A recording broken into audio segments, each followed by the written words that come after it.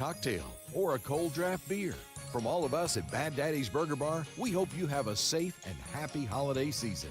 Bad Daddy's Burger Bar on the Parkway in Huntsville and Cliff Farm, Highway 72 in Madison. Hey folks, this is Arthur Seaton, Managing Partner at University Kia, proudly saying Roll Tide and War Eagle. Stop into University Kia today and shop one of the area's largest selection of new Kias, including Fortes, Seltos, Telluride, and Popular Carnival, and fully electric EV6. View all the great specials at universitykia.com and get pre-approved in minutes so you can drive home your new Kia you really want, because we want to see you in a University Kia.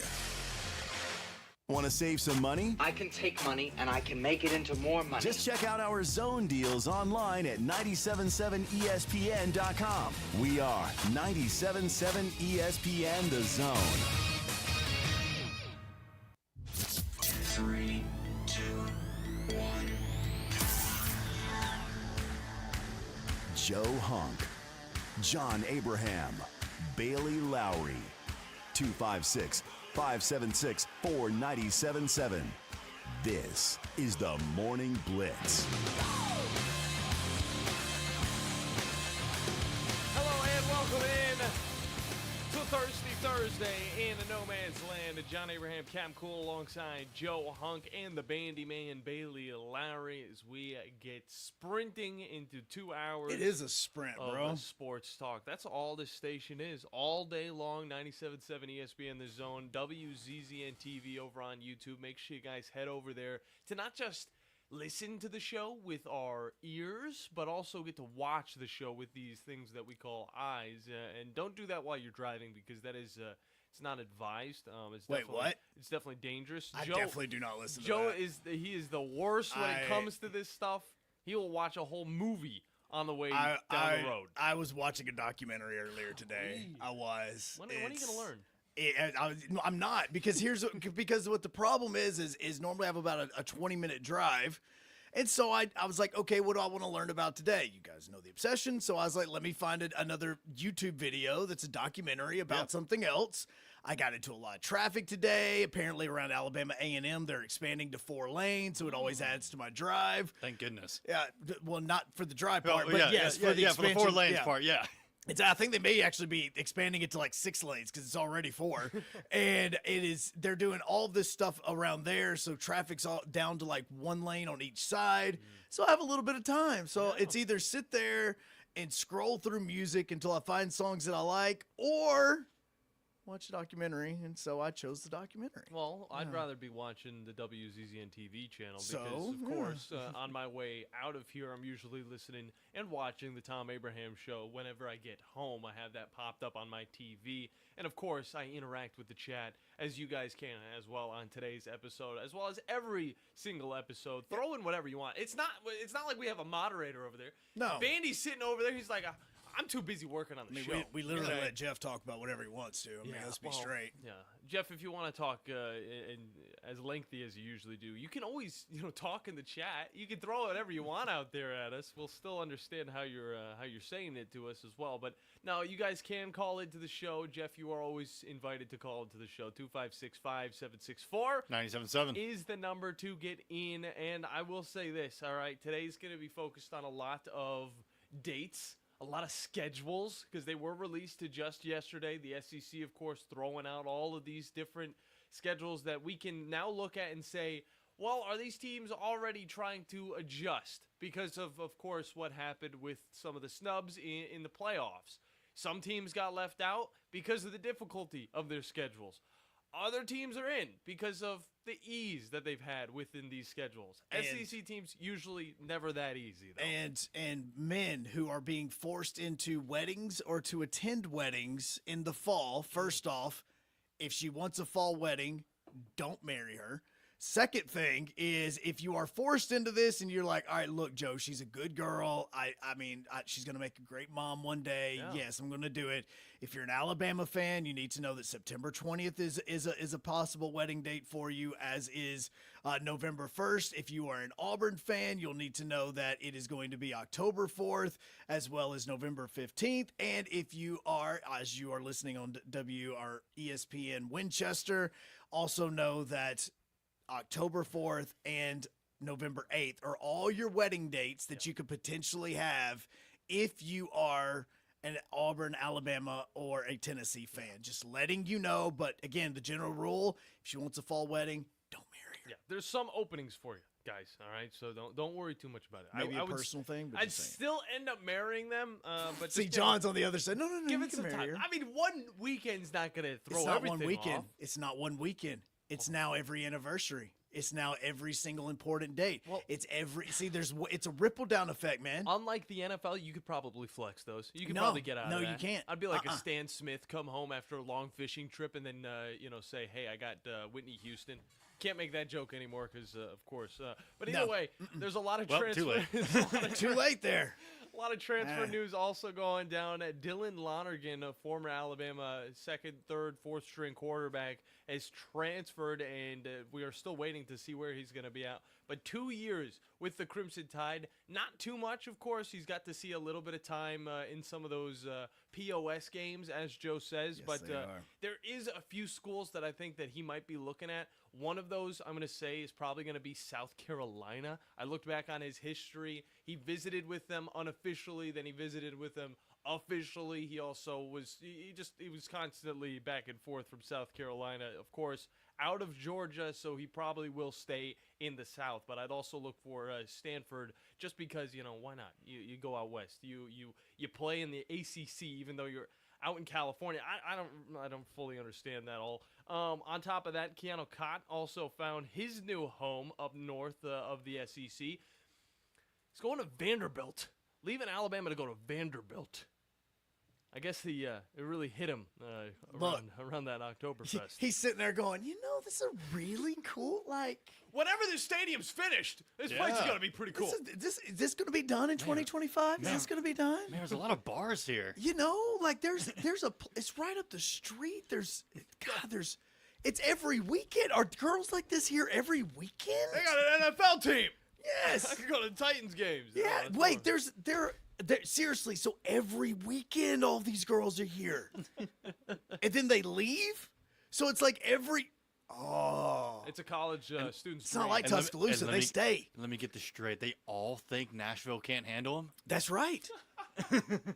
and wait a second. They all dress like this? Like every single one of them is going to be in those shorts even when it's 20 degrees? Why do I have I think I love Nashville. 3 pairs of white cowboy boots mean, in my seriously. apartment? Yeah. Where did these come from? I don't know.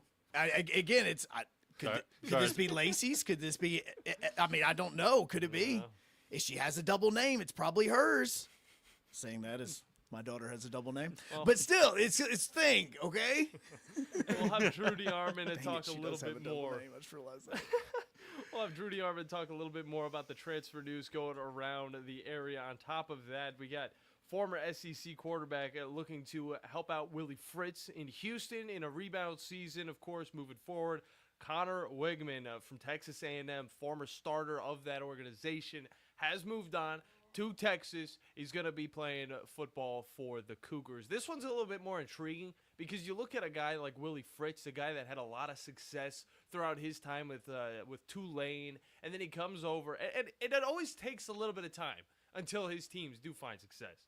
But he comes over to Houston, has a 4-win season, and it's mainly because you just don't have the talent there. Houston, of course, also got hit with the transfer bug and lost a lot of their top players. That's why you see how well they were doing right when the 2020 started, and then they've kind of just started to fall slowly over in the American Athletic Conference. On top of that, this one's going to play into account of Alabama's schedule.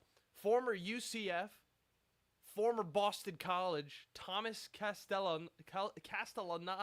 I don't know why. I What just in heard it. heaven's name? Castellanos? Castellanos, not Stelio Cantos. Castellanos. Stelio Cantos. Dude, I was saying, I heard that name. I thought a home run had been hitting the left field somewhere. I did too. During an apology. I'm so Thomas- sorry for everything that's happened. Fly ball to left field. Yep, and that was another home run by Castellanos. Yes, Castellanos with another 2-run bomb. Castellanos. Sorry, took me a second to get that one. He'll be joining the Florida State Seminoles next season, and thanks to Alabama's schedule, and that being released just yesterday, we all know how his first game It will be, and let's just say, how do I put this lightly? It won't be good. That's all I'm saying. So his first game as a Seminole probably won't be too fun because of course, Alabama starting off the season against the Florida State Seminoles. Or it could be really good, depending on how well Gus Malzahn can recruit. I say Gus Malzahn because that's going to be the only reason you would go there for the offense. Yeah. That's the only reason. I mean, it's interesting. I mean, you don't want to ride with Ugalele, so you switch over to another quarterback who has been finding some success over at a different team in the form of Castellanos. And I will say this, I was a pretty big fan of Castellanos. Seeing him rock the number 1, he kind of reminded me of a Kyler Murray. But the thing is, has a little bit of a questionable arm. That's why a lot of it had to rely on his run game to get wins for this Boston College team. I almost said it like a Boston man. Yeah, Boston. Look, on the Havoc Hour, we hadn't even started it yet, and somehow I went into a Canadian accent, and I've literally never even been to Canada. Well, you talk to some of these guys, and you will adapt to their accents, and you will start sounding like that. Though that happens to me all the time. I used to go back to New Hope, and I would hang out with my buddies for like 3 or 4 days, and then I would go back on the radio, and people would say, so when did the redneck accent come back? And I was like, look, man, I hung out with some friends, okay? You're around them, your accent starts to come back out. It happens. All right? Same thing with Canadian, and apparently just saying Boston College, you get your Boston accent in. Get your accent in. Yeah, you almost slipped up almost right slipped there. in it myself. It's all right. Australians have that type of effect on me. I start talking like an Australian. Either way, sports stories outside of course, the scheduling as well as the transfer portal. Everybody, you guys remember Rich Rod, right? Rich Rodriguez? course, Yeah, because he's only like an hour and a half down the road making Jack State legit. Yeah, Yep. extremely legit. Well, he is on the move. Was making Jack State legit. Yeah. And he's going back to the first college that he actually was the head coach of. He's going back to West Virginia. Dude, until this move was made, I totally forgot that Rich Rod became famous because of West Virginia. Yeah. I don't know why I forgot that, because wasn't it Pat White? Like him and Pat White Yeah. and that West Virginia team. Number 3 quarterback. Yeah, it came down to like the last game of the regular season, if I remember correctly, for them. They had an opportunity to make into like the BCS National Championship game. Like, you know, it was I totally forgot about West Virginia. I'm about 65% sure that he also is the one that was the head coach when Pat McAfee was there. Probably. I also want to think that as well. Well, also possibly whenever Geno Smith was there. And too. Geno Smith. Yeah, and that's how I think that's exactly who I. Well, no, because that was right after he moved on to Michigan in 2008. But 2001 all the way to 2007, he was the head coach of West Virginia, and he took this team through interesting ups and downs. They started off 3-8 in his first season, then went 9-4, 8-5, 8-4, made it to a few Gator Bowls. Then they were able to make it to the Sugar Bowl back in 2005. Okay. And this is when they went 11-1. This is really what put him up on the map, I would say. 11-2 the next season, 10-2 the season following. And then that's whenever he got his big break, and they were like, okay, we're bringing him up to Ann Arbor. So he's going to be playing. He's going to be coaching for this Michigan team. Then it kind of had to start over again. Then he goes down, plays or coaches for Arizona in the Pac-12. And then he goes down even farther to, of course, Jack State. But he's able to bring this team back up. So now it's kind of like a full circle moment. Look, I'm telling you, and the job he did at Jack State as getting them into it when they were just now becoming like an FBS program to win the CUSA, to beat Western Kentucky. Not just beat, I mean, they obliterated Western Kentucky. I mean, they sent TJ Finley back into the transfer portal. I mean, he was probably already going there anyway because it's like the ex-girlfriend. You just can't quit for him. But it was amazing job that he did at Jack State. I hope that Jack State can find somebody that can continue that success, because having that program and seeing it grow, it has the potential of being such a good program because of the backing from all the boosters and everything that they have down there. It could be really fun, give or take. Don't doubt about that. And I got to admit, I love West Virginia's uniforms. I've always thought they were pretty cool. And this doesn't mean he's out of the running for an award that we've got for the Rocket City Awards. He might still make an appearance on the video screen. Maybe a video appearance. Well, I mean, it always feels like a video appears with him because he's so busy. But in other coaching news, we brought up this throughout the week. Everybody's been talking about it. ESPN's talking about it right now. Bill Belichick. Chapel Bill. Officially officially is now the new head coach Look. of the Tar Heels. This thing's either going to go one of two ways. It's either going to be an epic disaster, as in North Carolina and their football program is going to be set back decades. You think Oh, you, no. you think this team is going to spend $30 million across 3 years just for an epic failure? It may be an epic failure, or they may be the first ones to come up with a new game plan as far as the way college football works since NIL. Because the two people that have been hired from them, Bill Belichick, him going and getting Michael Lombardi, who was with him in New England, that is full executive mode stuff. Yeah. Both of those guys are nothing but just builders and detail oriented, but they do it from an office type situation. So this to me is showing that the coordinators, the analysts, anybody else that they can get that can be on the road recruiting, that's who's going to do that. And Bill Belichick would probably make the appearance for that 5-star quarterback or 5-star quarterback's girlfriend's homecoming, whatever it is. He's probably going to be doing that.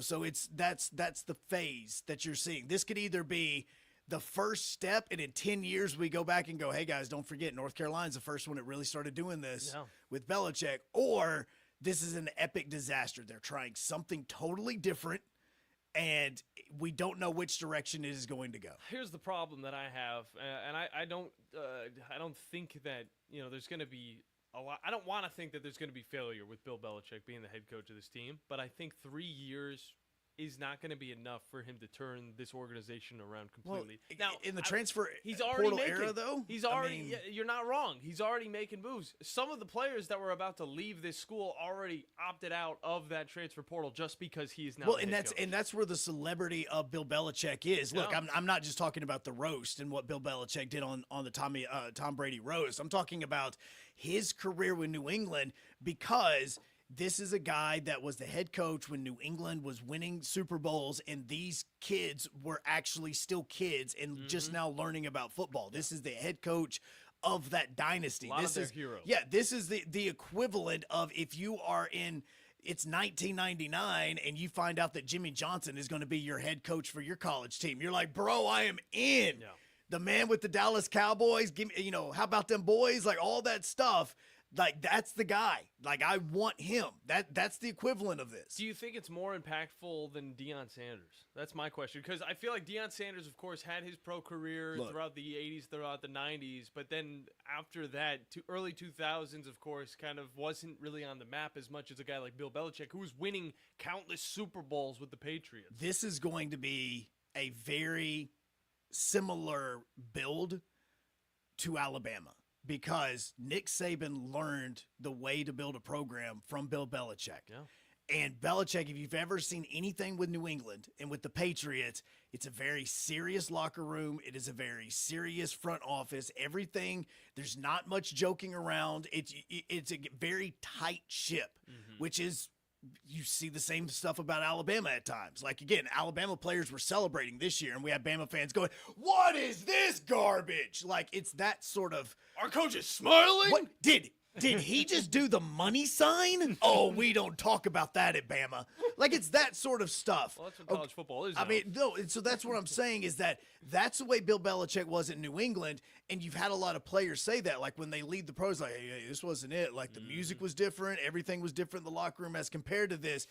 He's going to want to try to build it very similar to the way Nick Saban built it to Alabama. I don't know if you can do that in 2024, in 2025, but that is the mentality, because those two people were so close that the thought process and how the baseline of this is going to be similar to that. Can it be done? I don't know, because that's also the reason Nick Saban got out of coaching, is because he wasn't wanting to deal with the NIL stuff anymore. By the end of his contract, 75 years old, Bill Belichick will be. And his girlfriend may be able to rent a car on her own. Yeah, I think she'll be 25, 26. Nope, she won't be able to rent a car on her own. It's 26. Yeah, I haven't looked into her too much. Either way, we'll take it to break. 256-5764 977 is the number to get in when we come back. Good old Rudy Armin from Talking Ball is going to join us, and we're going to talk a little bit of Alabama as well as the SEC scheduling that just came out yesterday. So that's what's coming up when we get back here on the Morning Blitz on 97.7 ESPN The Zone and ESPN Winchester. Eagle Masonry and Installation. It's right there in the name. Eagle is your one-stop shop for block, stone, or brickwork, monument signs, and outdoor kitchens and fireplaces. Eagle also offers the finest craftsmanship and insulation, including fiberglass or spray foam insulation, and of course, insulation removal. Philip Love and his team have years of experience, bringing the region the best in masonry and insulation services. For more information and a quote, visit insulatewitheagle.com or call 256-755-1556. Eagle saves you time. Eagle saves you money. You'll love the expanded wine selection at Liquor Express. From special occasion to everyday table wines, they've got what you need. Meet your friends at the largest tap wall in Alabama with 105 rotating selections. Then take home a growler full of your favorite or choose from our 1,000 canned or bottled beers. Need help stocking your bar or planning your party? Liquor Express has a knowledgeable, professional in-house staff that can assist you with anything from your bar to the planning of your special event. Visit liquorexpress.net for tasting specials, giveaways, and classes. Lots of wise and well-informed car buyers wait all year long for this time of year because they know year-end deals are worth the wait. Hey folks, Bobby White back again for Woody Anderson Ford. We've got 700 Fords for you to choose from. And if you've had your eye on a 24 F-150, Explorer, Expedition, or Escape, listen up. Come and see us at Woody Anderson Ford today, and you'll drive home with no payments for 90 days, plus get financing as low as 1.9% for 60 months and $1,000 in bonus cash. This is good, and it bears repeating. Come get your best year-end deal on the 24 F-150, Explorer, Expedition, or Escape, and you'll keep your cash for the holidays and make no payments for 90 days. You'll also get financing as low as 1.9% for 60 months. Plus, we're going to throw in $1,000 holiday bonus cash. The year-end is here, and we've got the deals that make it worth the wait. With your good credit, these offers end December 31st, only at Woody Anderson Ford. I'm Bobby White, and I hope to see you soon. Let's talk about the X's and O's of family entertainment. Every parent in Alabama knows the importance of being able to draw up an activity that'll get you out of the house for a couple of hours. But it needs to be affordable. It needs to be family-friendly. Above all, it needs to be fun. Now, let's talk about high school sports. Bang for your buck, school sports provide the perfect game plan for your family. You'll enjoy all of the drama and excitement competitive sports offer. You'll be supporting the future leaders of our community in a meaningful way. Best of all, you can take the entire family without breaking the bank. Heck, you won't even dent it. Now, enough chalk talk. Let's get out there and see what's playing at the high school in your community. School sports. Good for our kids, good for our community. This message presented by the Alabama High School Athletic Association and the Alabama High School Athletic Directors and Coaches Association. When you call most roofing companies, all you'll hear is, you need a new roof. Not when you call Fleming. At Fleming Roofing and Restoration, we're focused on your needs, whether it's an easy repair or a full roof replacement. Folks around here have trusted Fleming since 1965 for all their residential and commercial roofing needs. And as the area's storm damage experts, Fleming knows all the ins and outs of the insurance claims process. Log on FlemingHSV.com to schedule your free estimate today. Fleming Roofing and Restoration. We show up. From the Fox 54 Weather Center, I'm meteorologist Emily Owen. Clouds begin to increase ahead of our next system that moves in this weekend for this Thursday night. Low temperatures going to be falling into the mid and upper 30s. Heading into our Friday, we'll see mostly clouds. High temperatures warming into the mid 50s. No rain in the forecast for Friday, but rain does return heading into Saturday afternoon. I'm Fox 54 meteorologist Emily Owen on your home for ESPN Radio 97.7 ESPN, The Zone. Online at 977ESPN.com. Stream them online. Call in. It's an important job, and it's an vital organization. Tweet in and join in. We are 97.7 ESPN The Zone.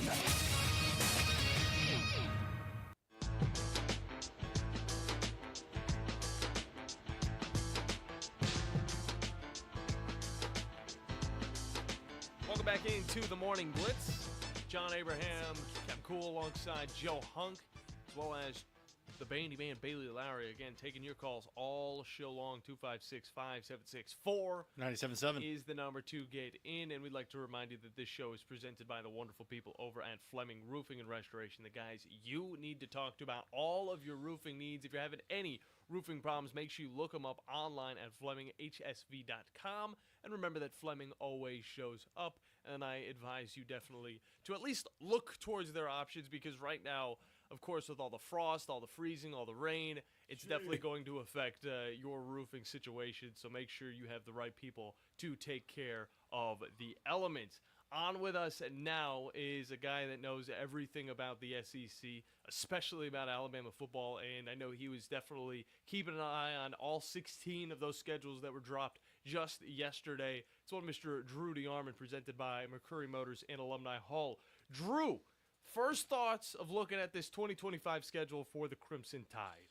Well, I mean, it's a difficult one, no doubt about it, and we knew that, it was going to be very, very strenuous. I mean, now it's a little bit set up differently than it was just this year, because again, instead of having Oklahoma and Auburn back to back for the Iron Bowl, they've got Eastern Illinois. Then you've got before the Iron Bowl, it got a little bit switched around, and then OU comes in. But I do think it's one of the toughest schedules in college football, though, no question about it. And you knew that it was going to be, but I think Alabama knew when they started setting this thing up, several years ago, and they did it in advance before even all the college football realignment. We knew that this was going to be a very, very difficult schedule for Alabama, no doubt about it. But, I mean, you start in Tallahassee, and that takes on a totally different tenor because of all the change over there. Thomas Castellanos coming over from Boston College, he's almost like a clone of Diego Bavia, so he's going to be a very difficult matchup for Alabama. They're going to have to prepare for that all year. Now, again, Gus Malzahn's not reinventing the wheel, but that matchup with Thomas Castellanos, I watched him for Boston College. Yeah. We saw what he did earlier in the season. He did a great job, and I think that's going to be a difficult opener for Alabama. Then you get UL Monroe in your home opener. Should be a winnable game. You get the return from Wisconsin. And then at the end of the month, Georgia. Everybody's looking forward to that rematch. It'll be in Athens. We know Georgia's got that long home winning streak, which is probably going to reach an SEC record by the time Alabama sees them. So it's going to be very, very interesting. And like I said, the schedule sets up a little bit different because you get LSU and Oklahoma back-to-back before Eastern Illinois and then the Iron Bowl. But it's a very, very difficult schedule for the Tide, no doubt. And Missouri road trip will be tricky. And then South Carolina. I mean, they're going to have a lot of expectations. They got Mike Shula in place now as offensive coordinator, and that's going to be a really difficult road trip in October for the Tide. Like, you okay? Not really. Fighting the head cold, guys, but I'm doing the best I can. All good. No. I was trying. I was like, dude, let me give you a second to get that drink. Yeah, just fighting it with some cough drops and some water. Well, and I think also the other part for me is wondering about that game at South Carolina. Yeah, in October, very difficult. Yeah. Again, at South Carolina late in the season, that's got me a little bit of looking like between that one and playing Georgia on late September. Those two are going to be two extremely difficult road trips. Well, I mean, think about it. I mean, they're going to have their first bye before Georgia, and you have two byes again. But then in a row, you've got Vanderbilt, which will be a revenge game. They'll be trying to get because Diego will probably be gone. We're thinking that'll be in Tuscaloosa. Then you go to Mizzou, tricky. Then you have Tennessee at home, always a huge rivalry, especially with what Josh Heupel's doing. They're going to the college football playoff this year. And then you're at South Carolina. So that's a very, very difficult month of October for Alabama. Then you get your second bye before you go on the amen corner of the last part of the season, your last month when you're LSU at home, Oklahoma at home, back-to-back. Then we talked about Eastern Illinois and Auburn. But that October slate for Alabama is really, really tough. Yeah, and one thing I'm looking at right now is as soon as I saw this Alabama schedule, I wanted to go over and see Tennessee's schedule. Just because last season we saw the difficulties that Alabama had to face, not just later on in the season, but early in the season as well. For Tennessee, though, is the complete opposite. They played a lot of their easy games at the beginning of the season. Same could be said for Ole Miss. You look at Tennessee's schedule, they start off against a Syracuse team that looked good this past season, but I don't know if they're going to be the same hard-nosed team that they were this last year. Then they have Georgia week 3, but outside of that, comparing these two schedules, I mean, where do you think the committee will kind of hold this schedule compared to an Alabama schedule? Well, I mean, it's hard to say. I mean, I think that when you look at it, they open at Syracuse, but Kyle McCord will be gone onto the NFL. They're trying to find their next quarterback in the transfer portal, and then I believe it's East Tennessee State is their second game on September the 6th. You talked about them then having Georgia in Knoxville. They lost decisively on the road this past year, so that's a huge game. Then UAB in between it. So to me, that's at worst a 3-1 opening month or 4-1 because again, I hate to say it because they before their first bye is the first week of October, so they're going to get Mississippi State at home, and Mississippi State's going through a transition. They're trying to. They think they're going to get Jackson Arnold. We'll see. Jackson Arnold's also visiting Auburn as far as out of the portal, but. As far as the schedule goes for the Vols, when you look at it, I mean, I'll be mildly surprised at worst if if Georgia can handle them on the road, and that's no guarantee because Neyland's a really tough place to play. Yeah. At worst, I think you're looking at probably either 5-1 or 6-0 when they play Alabama on October the 18th because I don't think they're going to lose to Arkansas in Neyland Stadium. Matter of fact, by then Pittman may be fired because I know they're going to bring him back, but I don't think he's going to last. And then they own Kentucky. I don't care where the game's played. The Oklahoma game's a little tricky, but when you look at the rest of it and the way Mexico State near the end of the season as well. I thought they'd be done with all these Powerpuff teams, but no, I'll just be honest. If you're a Tennessee fan, you've got to like that schedule. I think it's a lot weaker than Alabama's. I think worst case scenario should be 10-2. Yeah, and back in the playoff. But I think you got a chance to go 11-1. If you can beat Alabama and Georgia, you may be 12-0. But I just think when you look at that, I think their schedule sets up much better than Alabama's, which is very, very difficult, and especially that Thomas Castellanos opener at Florida State. Now, I know Florida State was awful this year. Yeah. But they're going to have a much different team, different coaches. And while you might catch them early before they gel, it's still one of those things where they're also going to give you a style of play. They're probably going to copy almost, what Vanderbilt did, what Oklahoma did. So Alabama's going to have to be ready to roll in game one. Yeah, and I think it's an interesting matchup as well. We don't see these teams face off too many times, but again, Alabama and Florida State had an agreement they would play a select few games moving forward. And last time I believe we saw these two teams play, I think we got to take it back to 2017, was it?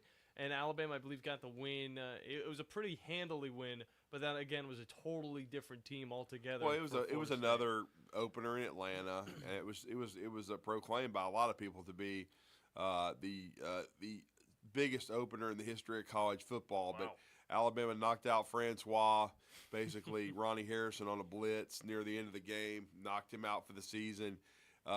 Jimbo was already into it with the administration, and he already had one foot out the door, really. And once that happened and Florida State season kind of went in the tank, he ended up fleecing Texas A&M with all that money. And basically now he's set for life. And who knows? We've seen Dan Mullen come back to coaching. We've even seen Chapel Bill. Love that. And now who would have thought he'd be the head coach at North Carolina? So are we going to see, Dirtneck, a.k.a. Jimbo Fisher, come back at some point? That would definitely be intriguing. Drew DeArmond from Talking Ball is our guest. And, Drew, I want one more question about these schedules. Out of all 16 of them, I know you've been eyeballing them for quite some time now. Which one kind of jumps out at you as one that's surprisingly challenging? Of course, like how we saw with Florida this year, with just countless 1-2 punches, one after another. Well, I mean, I don't know. I think overall, I still think Alabama's is probably as difficult as anyone's. I mean, when you look at the way it sets up, and then you're playing Wisconsin, we'll see how much better they are. This year, they're going to have some definite QB changes, an OC change. they're coming to Tuscaloosa. You got Florida State, the first game of the season, and then you got Tennessee coming to Tuscaloosa. But you got a tough road trip to Athens. I mean, that's a really, really tough one. We'll see how good Missouri ends up being. But, of course, year to year with the portal, you never know because you just never really know how a schedule is going to set up because what your team's going to look like. That's why I'm surprised that you were trying to throw out some of these wins and losses. Of course, Tennessee is one of those teams that will retain most of their starters, but I don't even want to throw out what Alabama is possibly going to be doing. Any word on Jalen Milroe's future with the Tide? Yeah, he ain't coming back. Yeah, I mean, he'll be either going pro or transfer, but I will be stunned if it's not a situation where he turns pro. No. Now, we haven't heard any, in or out, like is any opt-out so far with the bowl game, the ReliaQuest Bowl with Michigan.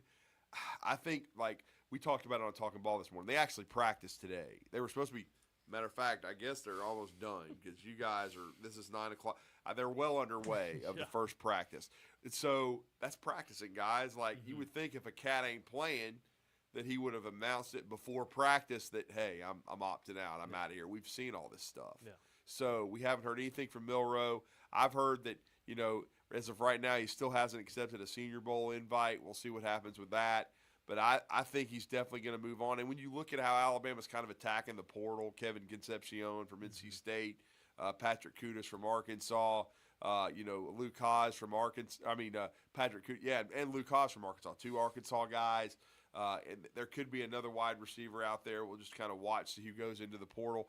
The way they're building the roster, to me, they're building it with a different offense in mind. I like to hear that, honestly. More drop back passing. And we saw Dylan Lonergan go in the portal. I think you guys mentioned that earlier this morning. We don't know where he's going to end up, but it's hard to keep 4 quarterbacks on there. Ty Simpson's the leader in the clubhouse. You've got Austin Mack, and then you've got Keelan Russell, who, by the way, as many great players as Alabama signed under Nick Saban, many number 1 recruiting classes, he's the first National Gatorade Player of the Year from Duncanville, Texas, the QB to sign with the Tide. So big addition there for Alabama. And so we'll see. We've already seen 2 of the Alabama guys find homes. You guys talked about Keanu Coog. Yep. He's going to Vandy. Jaleel Hurley from Florence, the DB, he's going to Missouri. So they're both staying within the league. But we'll see. But Alabama, I think Kelby Collins is a guy to watch too, defensive line guy that's going to be visiting this weekend from Florida. He is originally from Gardendale, Alabama. Alabama probably needs to add 2 or 3 more pieces. But if Alabama, doesn't have any opt-outs for this bowl game, to me, they're going all in. They got to get this win over Michigan, and then we'll see from there, who departs for the NFL and kind of what happens from a coaching staff standpoint. No doubt about that. And we do have some breaking news that actually just came across the timeline. Here we go. Dan Mullen is going to be coaching UNLV. Talk a little bit about that move. Of course, he hasn't been with Florida for a few years now, and now going over to a UNLV team that honestly surprised quite a few people this past season. Yeah, he's taking taking the baton from Barry Odom, who's going to Purdue and back to the Big Ten. Barry was there a couple years. He's taken over a UNLV program that's in pretty good shape. But Dan took a few years off, been doing the TV thing, but I think honestly wanted to get back in it. And so this is probably a good fit for him on the West Coast to get back into this. A program that can win and win quickly. It seems like they've made a commitment there. So good for Dan. And hey, look at it this way. Look at Rich Rod. He's going back home to West Virginia. Probably never should have left. And now Jack State's got to find a new coach. Could that be Bill Clark, longtime UAB coach, fixture in our state, who's an alum, who was there for a year before going to UAB? It's going to be really, really interesting, guys. Yeah, no doubt about that. Appreciate you as always, Drew. I definitely hope you feel better because next time we talk with you, there's probably going to be even more coaching changes. Because once there's one Portal that's gone, as well. Yeah, once there's one that's gone, it's just a constant trickle-down effect that we definitely love to see. But, Drew, as always, appreciate your time, man, and hope you have a great trip. Where are you going today? What are you getting into? Well, we're going to be leaving now tomorrow morning. Okay. It's going to be early though during Talking Ball, so I won't be on. Steve will be sitting in for me. Huntsville High's taking another showcase. Last week we were in Benton, Kentucky. Got 2 big wins over Woodward Academy out of Atlanta, and then Norcross, Georgia, a perennial power out of the Atlanta area. This time it'll be Maryville, Tennessee, over at the Knoxville Webb School, a private school. That'll be late. That'll be guys. We'll be playing 8 Central, 9 Eastern on Friday night, and then and then we got a top 25 team out of Virginia, Bluefield Ann out of Virginia. They're really, really good. Probably the best team Huntsville would have played up to this point. Just talking to the coaching staff, I haven't watched film of them, but they have. They've been preparing for it. And so that game will be 5:30 Eastern, 4:30 Central. That will be on Saturday as Alabama, is going to get ready to face Creighton later that night. And you'll hear the Alabama-Creighton game here on 97.7 The Zone. But huge, opportunity again and test for Huntsville High. They're ranked in the top 25 in the country, playing another top 25 team, and then a really good Maryville team as well. So headed to the Knoxville Webb School for the Turnkey Classic. It's a showcase, and we'll be headed there tomorrow morning. Very nice. Good stuff from you, Drew. Not going to hold you up too much longer. Of course, Huntsville Panthers have been playing really well when it comes to the basketball scene this season. And yes, Alabama-Creighton is going to be a game to look forward to this weekend. Of course, 7:30 on our network. On top of that, we're going to have some Havoc hockey this weekend. And Joe's going to be all there for it, literally. Yes. And I wish he could talk right now. Can't talk. We've realized his mic is shot right here. Uh-oh. Yeah. It's done for. I'm not being disengaged. I don't have a mic. But yes, Moulton will be on the call Friday. I'll be on the call Saturday. Yeah, a lot of fun. Let's take it to break, get things re-upped as we finish out this first hour here on the Morning Blitz on 97.7 ESPN The Zone and ESPN Winchester. This is Brent Musburger's VSiN Action Update on 97.7 ESPN The Zone. Brought to you by G-Bank. Earn cashback rewards on every eligible gaming transaction. VSiN.com/GBank. Subject to credit approval. Terms and conditions apply. Tennessee Volunteers move up to number 1 of the AP Top 25 for the first time since 2018-2019 after Duke won over Auburn and the Kansas Jayhawks lost twice last week. Tennessee meets Miami at Madison Square Garden as part of the Jimmy V Classic today. Vols laying 17 with a total of 145. Arkansas also in the Jimmy V Classic. They're a 3.5-point underdog against 14th-ranked Michigan. Coming up in the NFL on Sunday, the Tennessee Titans hosting the Cincinnati Bengals as a 5.5-point underdog at Nissan Stadium. Monday night, Falcons laying 4.5 at the Raiders. Mike Sennett, 97.7 ESPN The Zone. Tom Luganbill here for my friends at Woody Anderson Ford. Bobby White and his team take great pride in their service department, and you can see it the moment you walk into those beautiful new service lanes. And just like a championship team, they all work together to make sure your experience is second to none, whether you drive a Ford or not. Also, check out the gold-certified pre-owned inventory at Woody Anderson Ford for great deals every day. Stop by and see them at Jordan and Sparkman or at Woody Anderson of Madison on Hughes Road, or visit WoodyAndersonFord.com. Merry Christmas, everyone. Bob Baumhauer here. Are you out of ideas for those stocking stuffers? Our selection of delicious signature sauces make great stocking stuffers for that chef of the house. Kick up your favorite holiday dish with our legendary hot sauce. If you enjoy our char-grilled black and white chicken, then grab a bottle of our fabulous legendary white barbecue sauce. Would you like to have a Bam Bam shrimp on your holiday menu? That's easy. Just pick up a bottle of Baumhauer's Thai sweet chili sauce. Baumhauer's Victory Grill. Legendary fun, legendary food.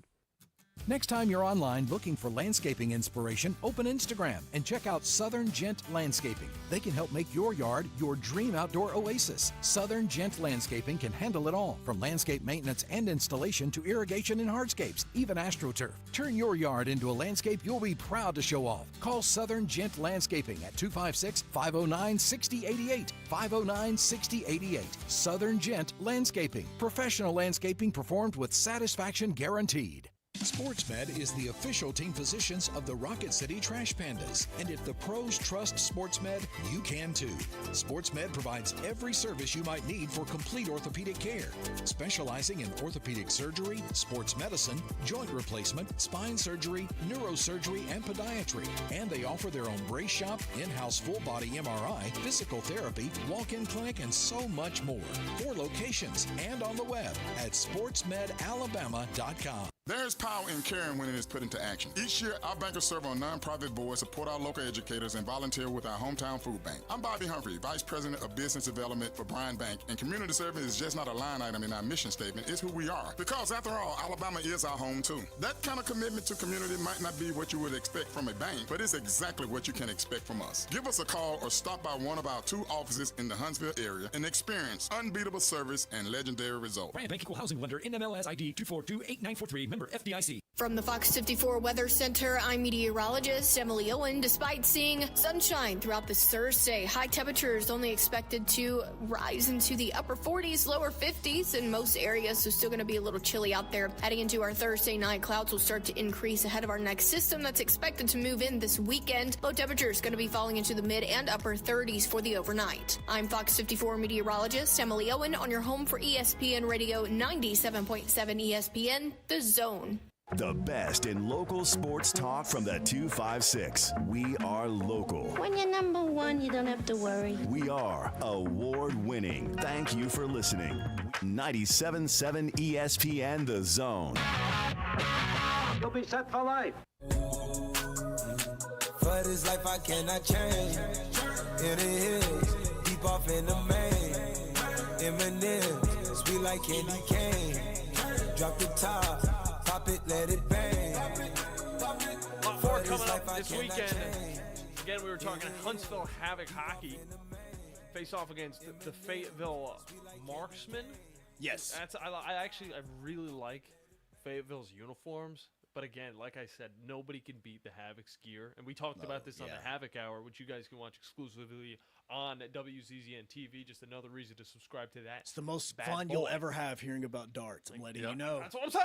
I'm just saying. It's the most fun. If you don't know what we're talking about, go watch this week's episode. And you guys can also join in on that as well on Tuesdays. Come on down to Zambruski's. Have some Zambruski's with the boys because I'll be running the show. But it doesn't mean I'm on the clock. I don't get paid for that. So that's why I have a little bit of fun as well. I don't know if I should say that, but who cares? No, and no, we do have. There's 2 games. Fayetteville Marksmen. You're going to have Friday night, which is going to be Wizard Night.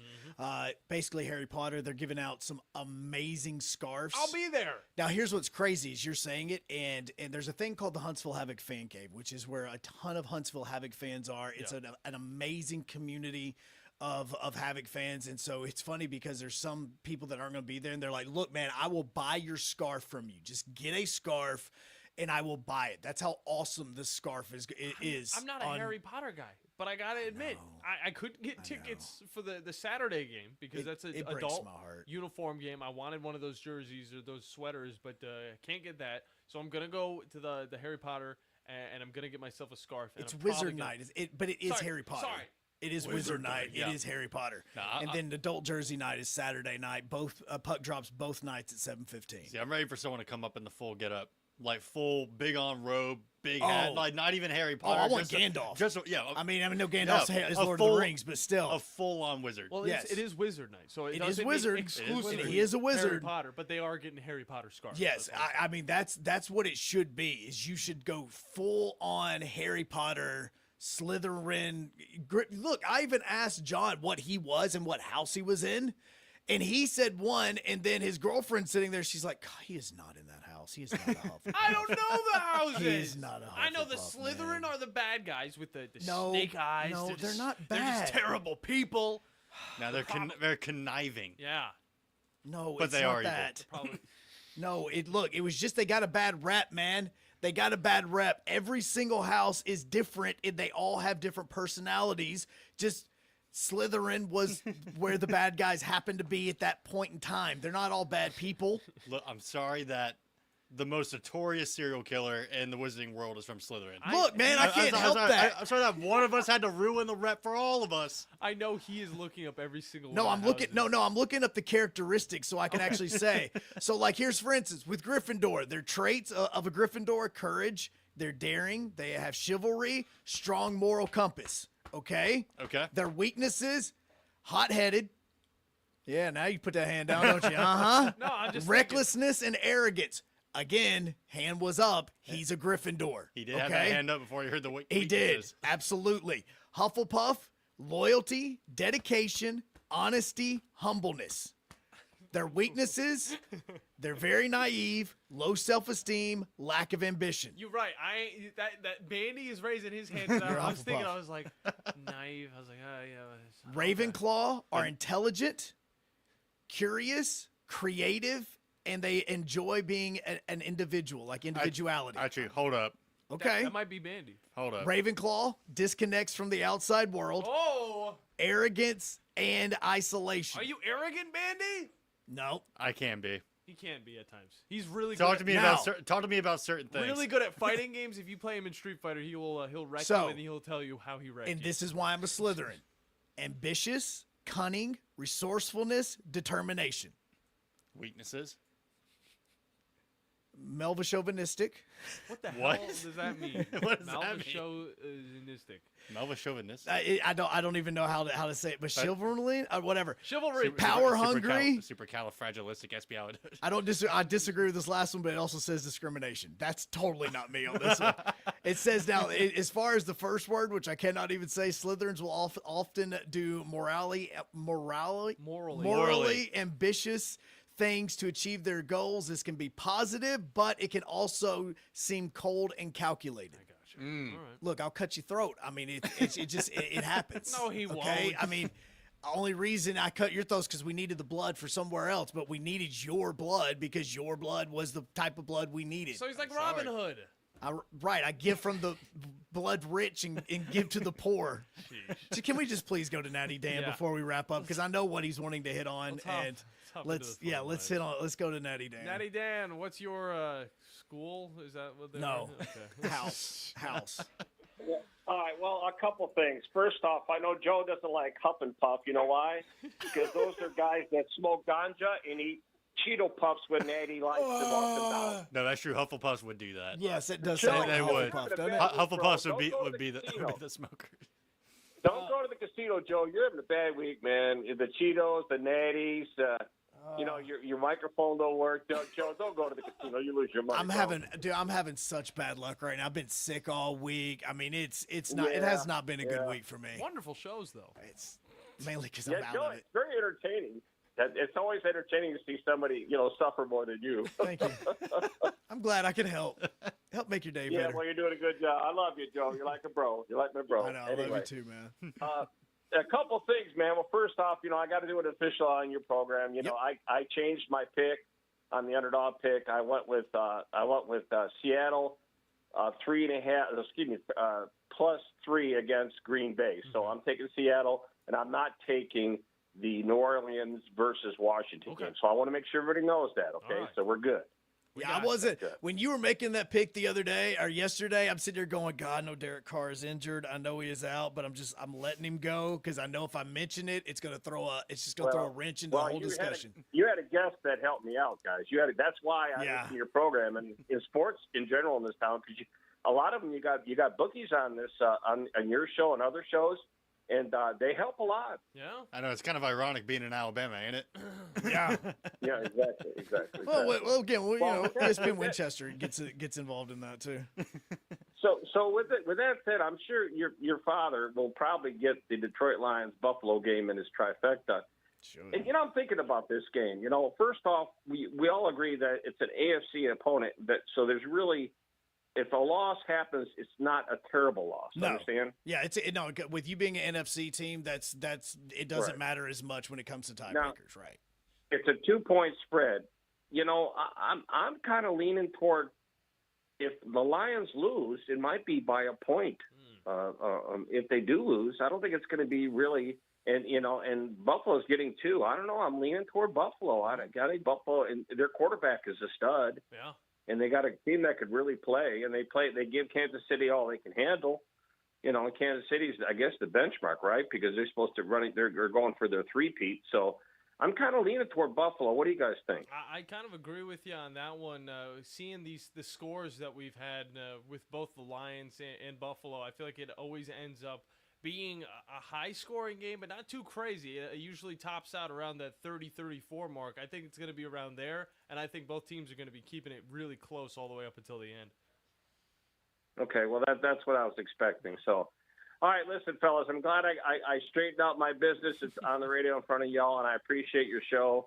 And Joe, I'm telling you, man, just don't walk under ladders, or just, be real safe, Joe. Okay.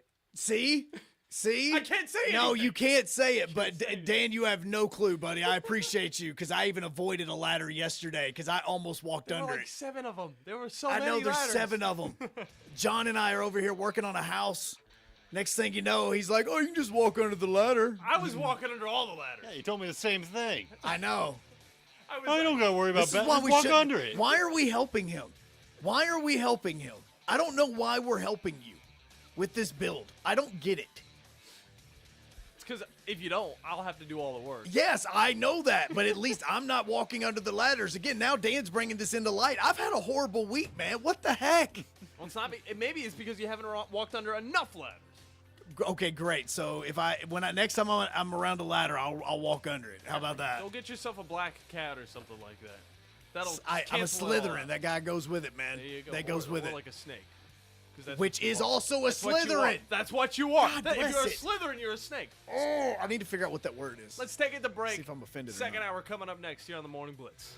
The state's largest orthopedic group is growing to meet the needs of the patients in our community. The Orthopedic Center has long been the most trusted name in orthopedics in North Alabama. So as our area continues on the fast track, so does the need for premier orthopedic care anywhere and anytime you need it. TOC is proud to announce the opening of our new locations in Albertville and Hampton Cove, along with the grand opening of our newest office in Decatur. These clinics will offer the same high-quality orthopedic care you have come to associate with TOC, with the convenience of being closer to home. As a patient, your time is your most precious asset, and we recognize that at TOC. That's why we are also proud to announce the opening of our urgent ortho clinics to handle those bumps and bruises that need prompt attention. These clinics are available to care for acute orthopedic injuries with no appointment necessary. With 38 physicians, 20 centers of excellence, and now more than a dozen locations to serve you, TOC will continue to be the name you turn to for the best orthopedic care at the right time. Visit our website at visittoc.com for more information.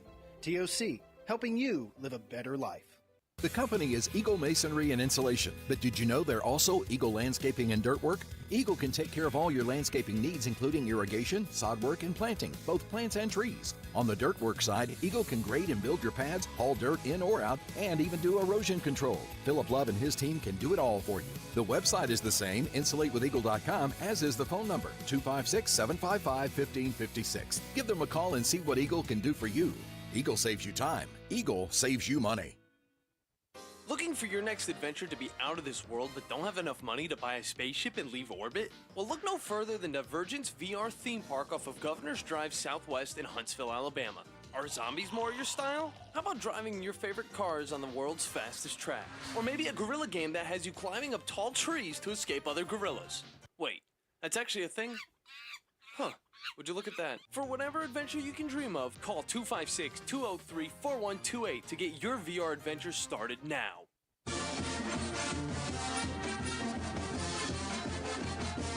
From the University of Alabama, this is Crimson Tide Today.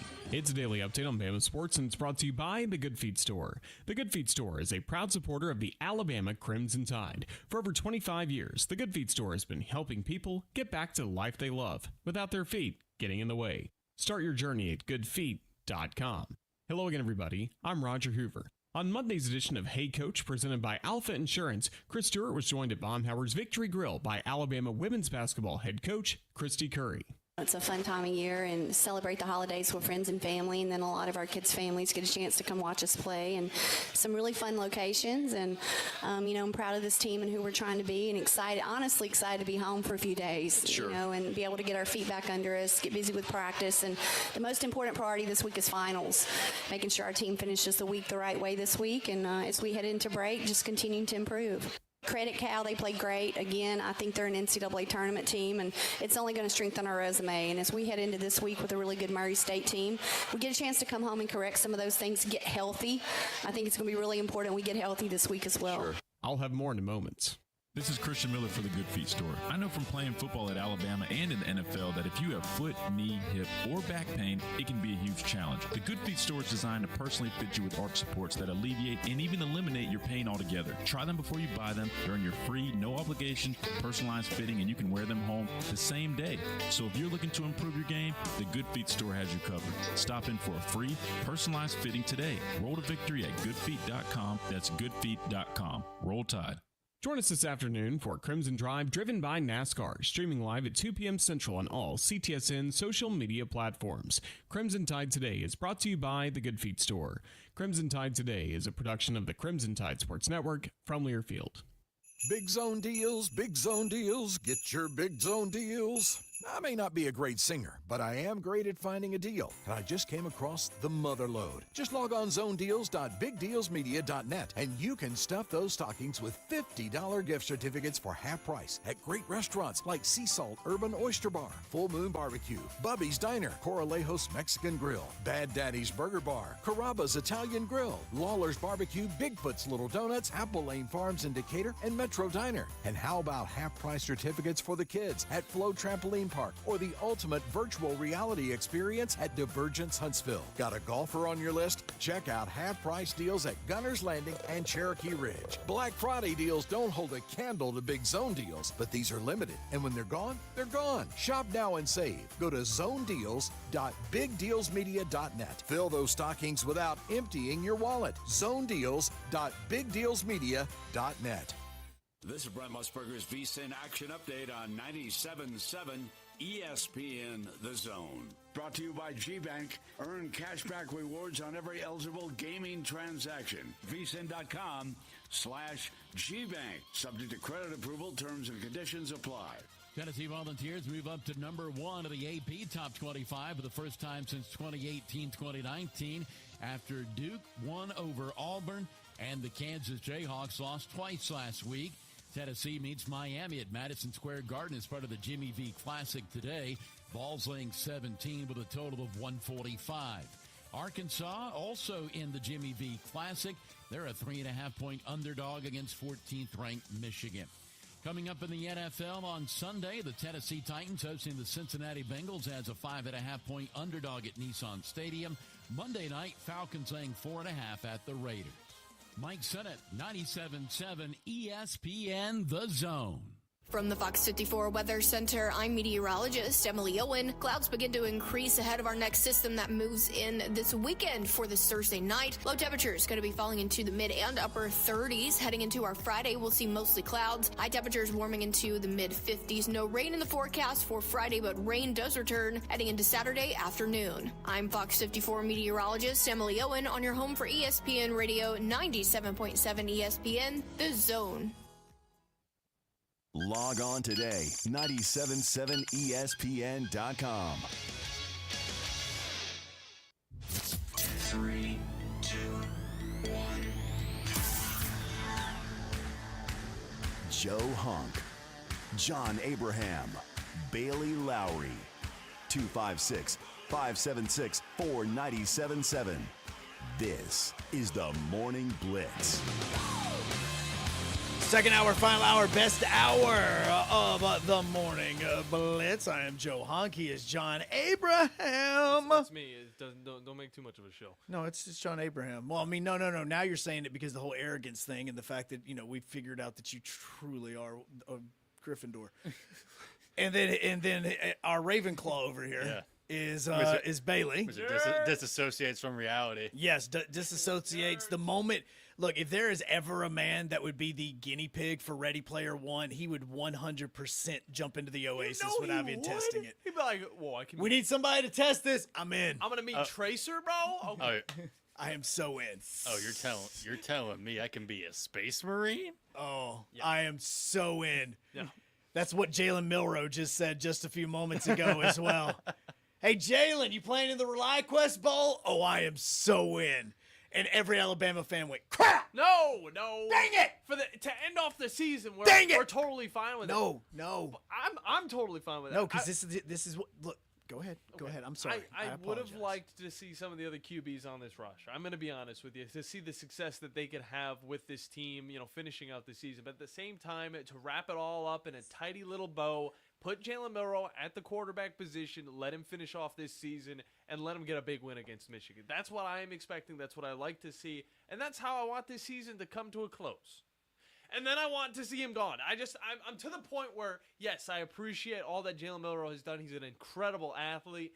but the offense has just been so one-dimensional with him at QB. And it just has not looked like the Alabama football team that I like to see, that most people like to see, and it hasn't really garnered that success that we all expected from a guy that has this much athleticism. So let me ask you this.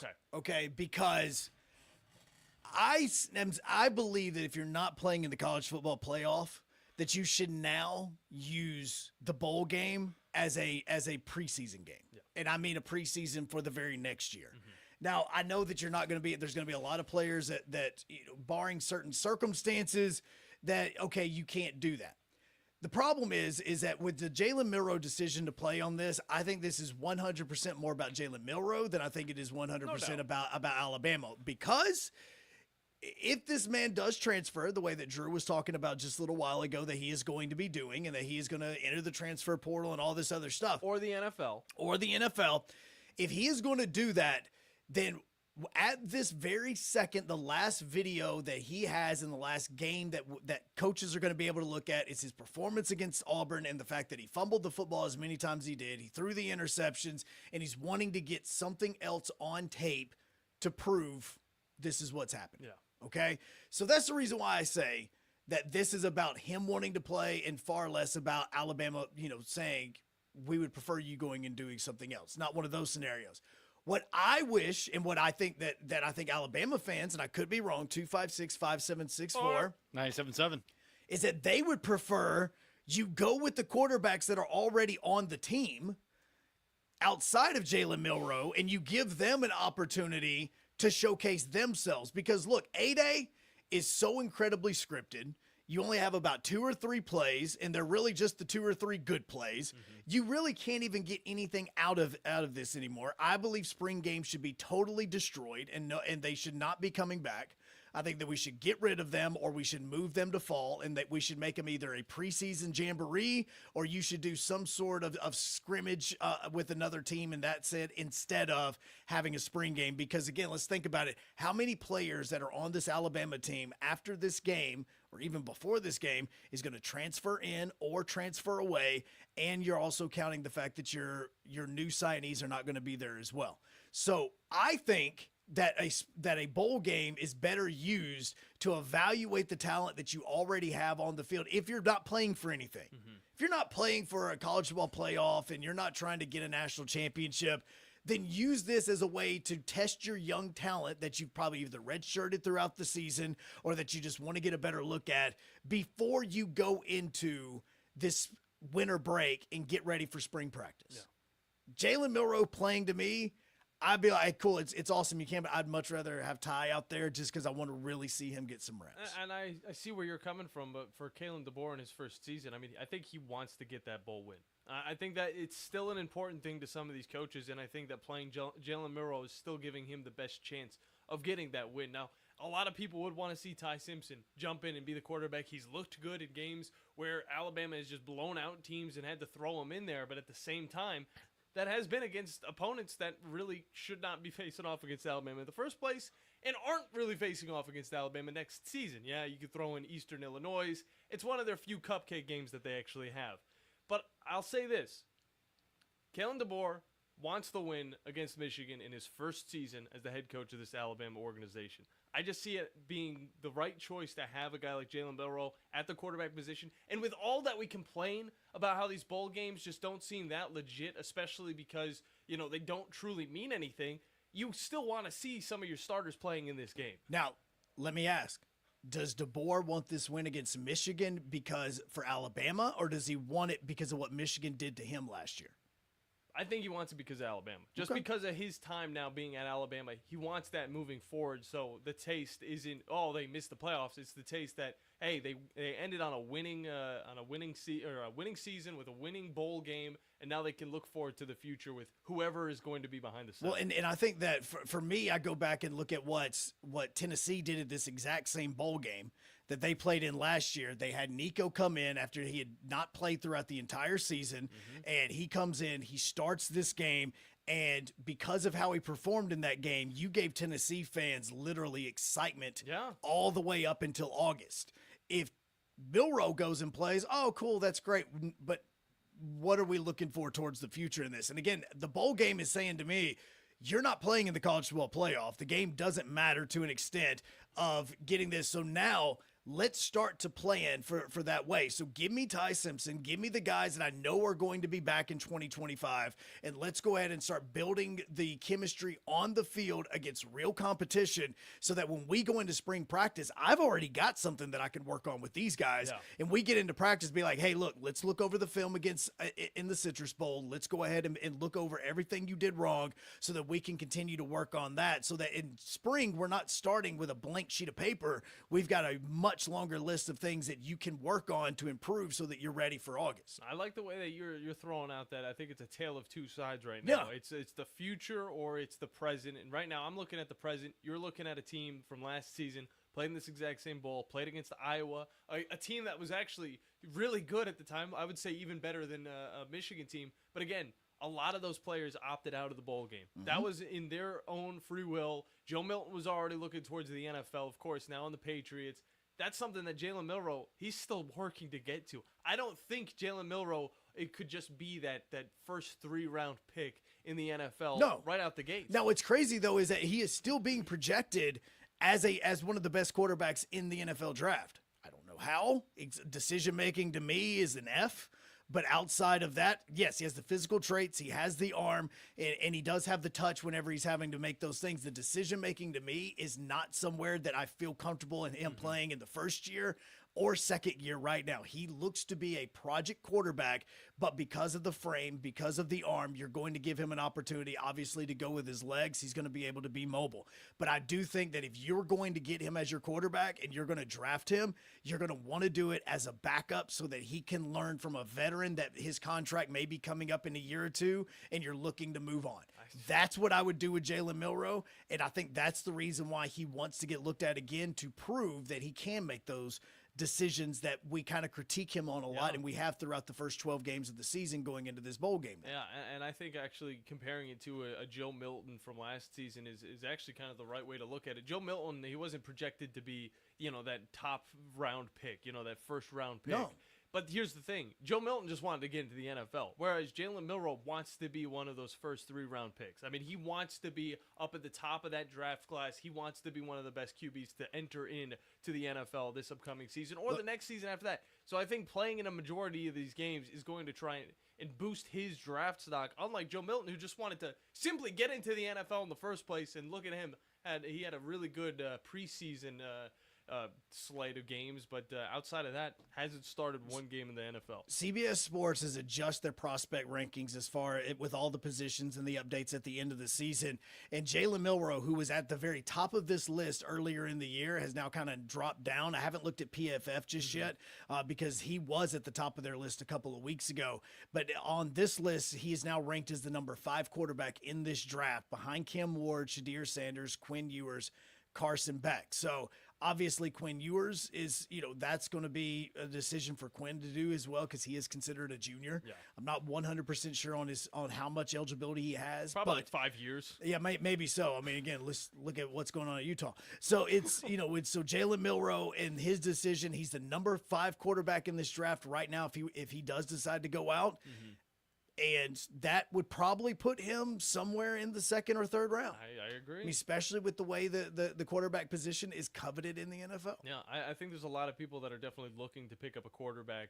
But at the same time, I don't think this is the draft class for the quarterback position that you're really thinking, oh, we got to get them in the first round. I think even Jackson Dart could be drafted around the same area as a guy like Jalen Milroe. Jackson Dart right now, according to CBS, is the 10th ranked quarterback. Okay. And that's the craziest thing, because I could easily see Jackson Dart get drafted before Jalen Milroe, and I mean that would be blasphemy. But at the same time, I could see it. Jackson Dart, more of a pocket passer, also able to sacrifice his body and win some games as he did with Ole Miss. Let's hop to the phone lines and go up to the borough. We got Jeff. Jeff, how you doing today, man? All right. When's that 2026 schedule coming out? Christmas Day? Oh, I can't wait. I can't wait. God, I think nobody cares. Nobody cares. A lot of people do, actually. I believe, well, you do, because you want to see the 2030 and 2040 schedule when you're dead. You'll learn it. When you're dead in the ground, you'll want to see 2050 or 60, whatever year it may be. So And we understand that problem. I told y'all want to see babies in diapers before you run around with footballs. That's what you are, the football blitz. Everybody knows. And there's no more sports than football in your eyes. It is the Blitz. It is the morning Blitz. Typically, it's called the football blitz. There's nothing else. There's football only. Like I said, if it's up to you three, we'd have football in the United States. That's the only sport we'd have. We'd have nothing else. No, but I'll say this: the Olympics, there'll never be American football in the Olympics, will they? Actually, there is. There really is there. Yeah, it's gonna be in the next Olympics in LA. There's gonna be football. Well, it'd be the U.S. versus the U.S. then. When nobody else playing it, I can tell you that. When nobody else, and if the NFL wants to waste their time on playing in Antarctica or where they're playing, Asia or Australia, wherever they're playing at, want to waste their time over there, then they can waste their time. Like if I'm an owner, I never give up my home games to play overseas. I'll never do it. So, but they'll pay me off. They'll pay me a good handsome sum to do that. Don't you think so? I guess you give up your home games, wouldn't you? Well, no, I think that's part of the decision. That's the reason why we added home games in the NFL, or added more games in the NFL to begin with. Is another reason for it, is that you can still get your 8 home games, and then you could possibly be going on the road somewhere. The NFL is going to want every single team doing at least one neutral site game in another country in the future. Now they're talking about 18. Yeah, so the 17 is eventually going to get to 18 games, and eventually we're going to get away with the preseason altogether. 25. Eventually, it's 25 and 30. It'll be the only sport in America. That's eventually what'll happen. And you guys know it, and I know it. It was 14 back years ago. 16, now 18.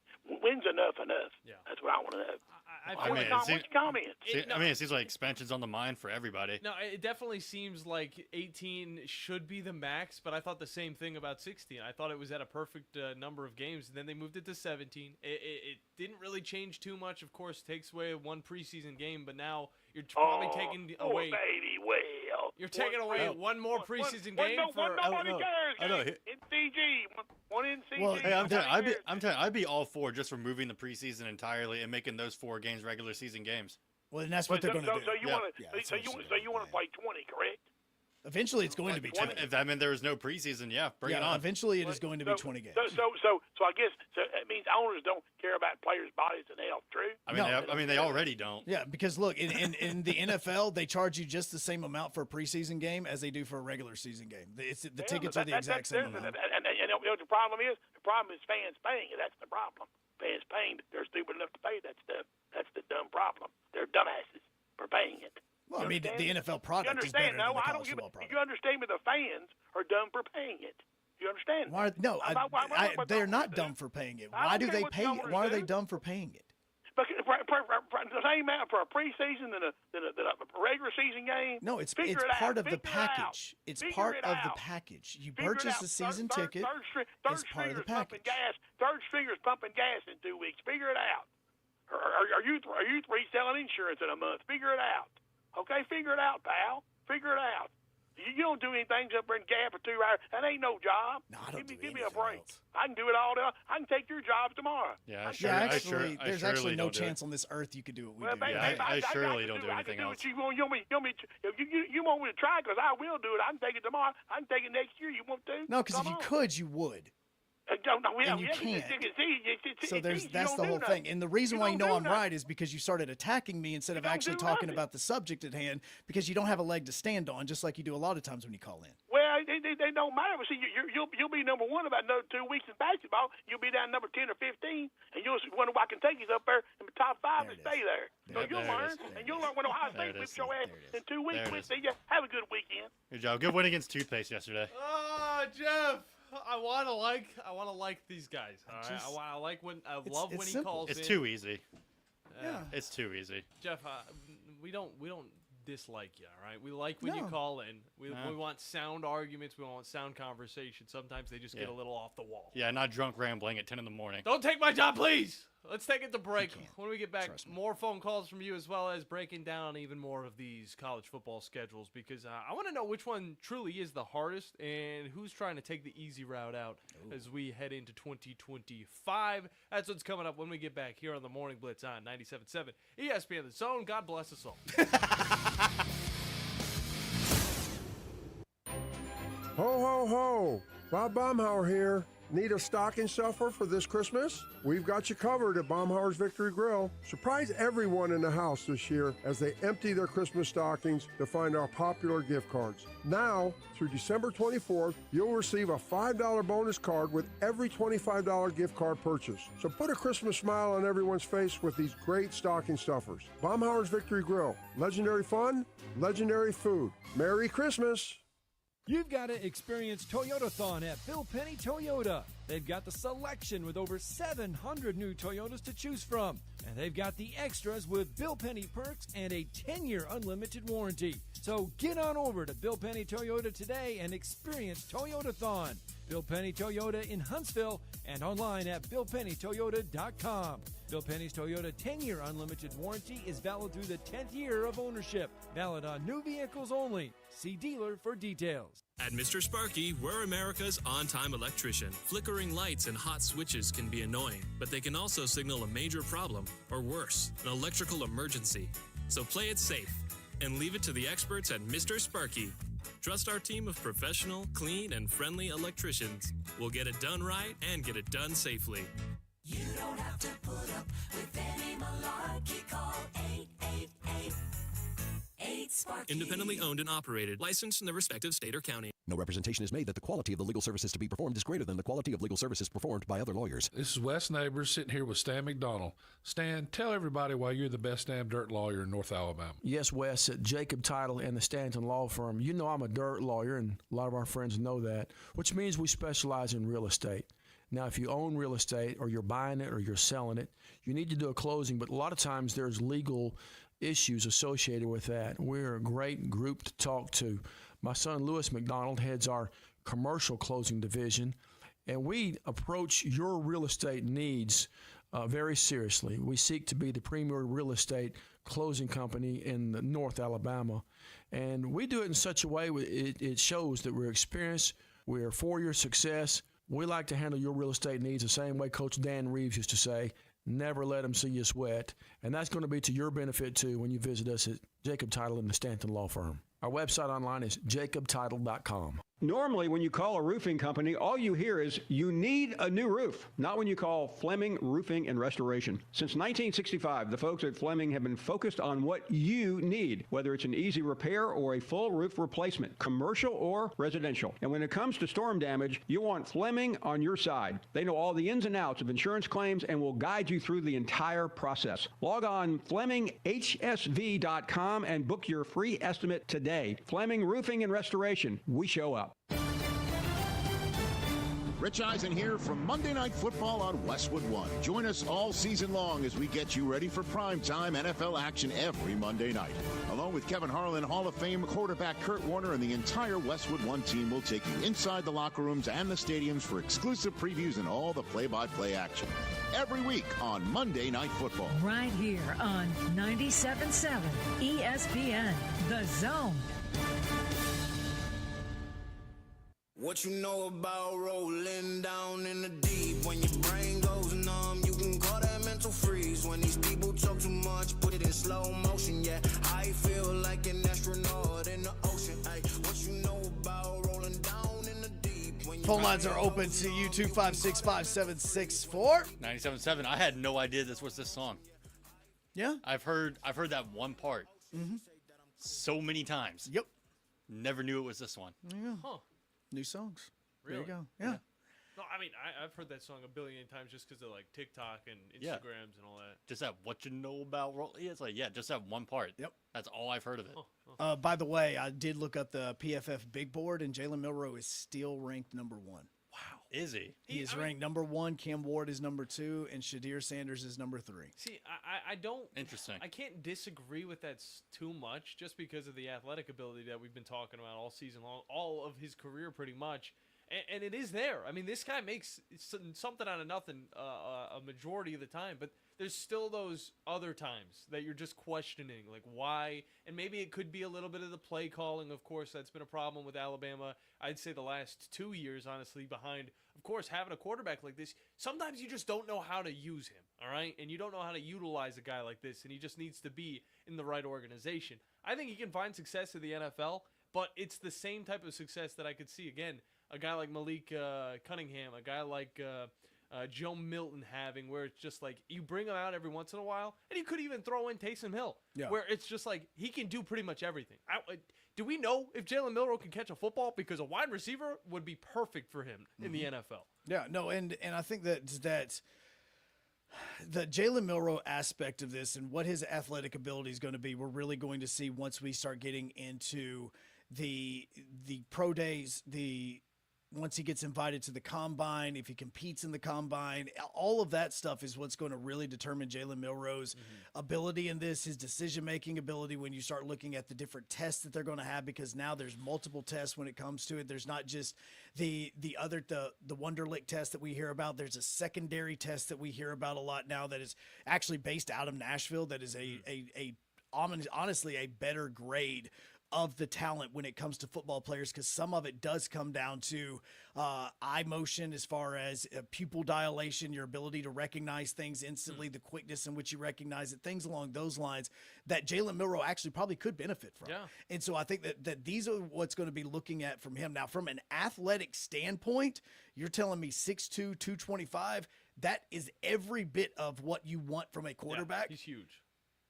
The decision-making is the biggest thing because there's going to be a lot of times where you're going to have to check down, especially in the NFL, and Jalen Milroe really struggles with that. And people talk about his ability, his knowledge, and all that stuff. If you guys didn't hear, this past weekend, he actually got the academic Heisman, a lot of people call it the William V. Campbell Trophy, which is pretty much all about an American college football player. I'm just reading this one off. It's their definition. The best combination of academics, community service, and on-field performance. So this is a combination of them all. And he was able to win that out of everybody who plays the sport in college football. And that's just one thing where it's just like, you got some people question it because you hear him talk sometimes. And you're like, this guy doesn't know what he is talking about whatsoever. No, and he just in the whole news about the ReliaQuest Bowl and the fact that Jalen Milroe is going to be playing in is because he did meet with the media earlier today because of the practice that Drew was talking about earlier.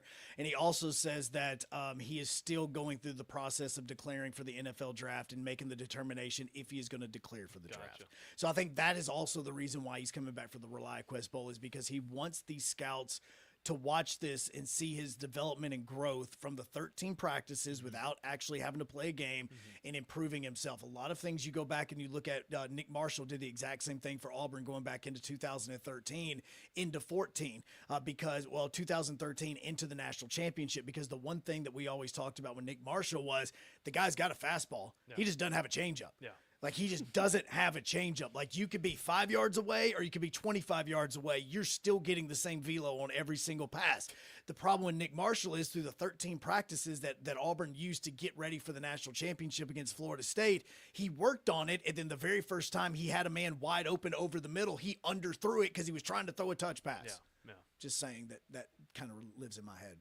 I don't doubt it. It kind of does. I think about that game every once in a while. Yeah, absolutely. Auburn made it to a national championship in the last 13, 14 years? Yeah, they did. Yeah, it took a miracle, and it took another miracle, and then then absolute destruction of Missouri in the SEC championship game. But then they go out to the Rose Bowl and left too much time on the clock. That's another question. Yeah. Oh, Missouri made it to the SEC championship? Yeah, they did it twice. They've actually done it a few. No, it's been more than twice. They've done it a few times. Yeah, Missouri's made the SEC championship a few times. Never won it, though. No, never won it. They've always gotten beat in every single time that they've ever been there. But they have made it there. And, in fact, their defensive end, which was a true freshman, he just announced a few moments ago that he is going to be entering the transfer portal as well. He's a 5-star.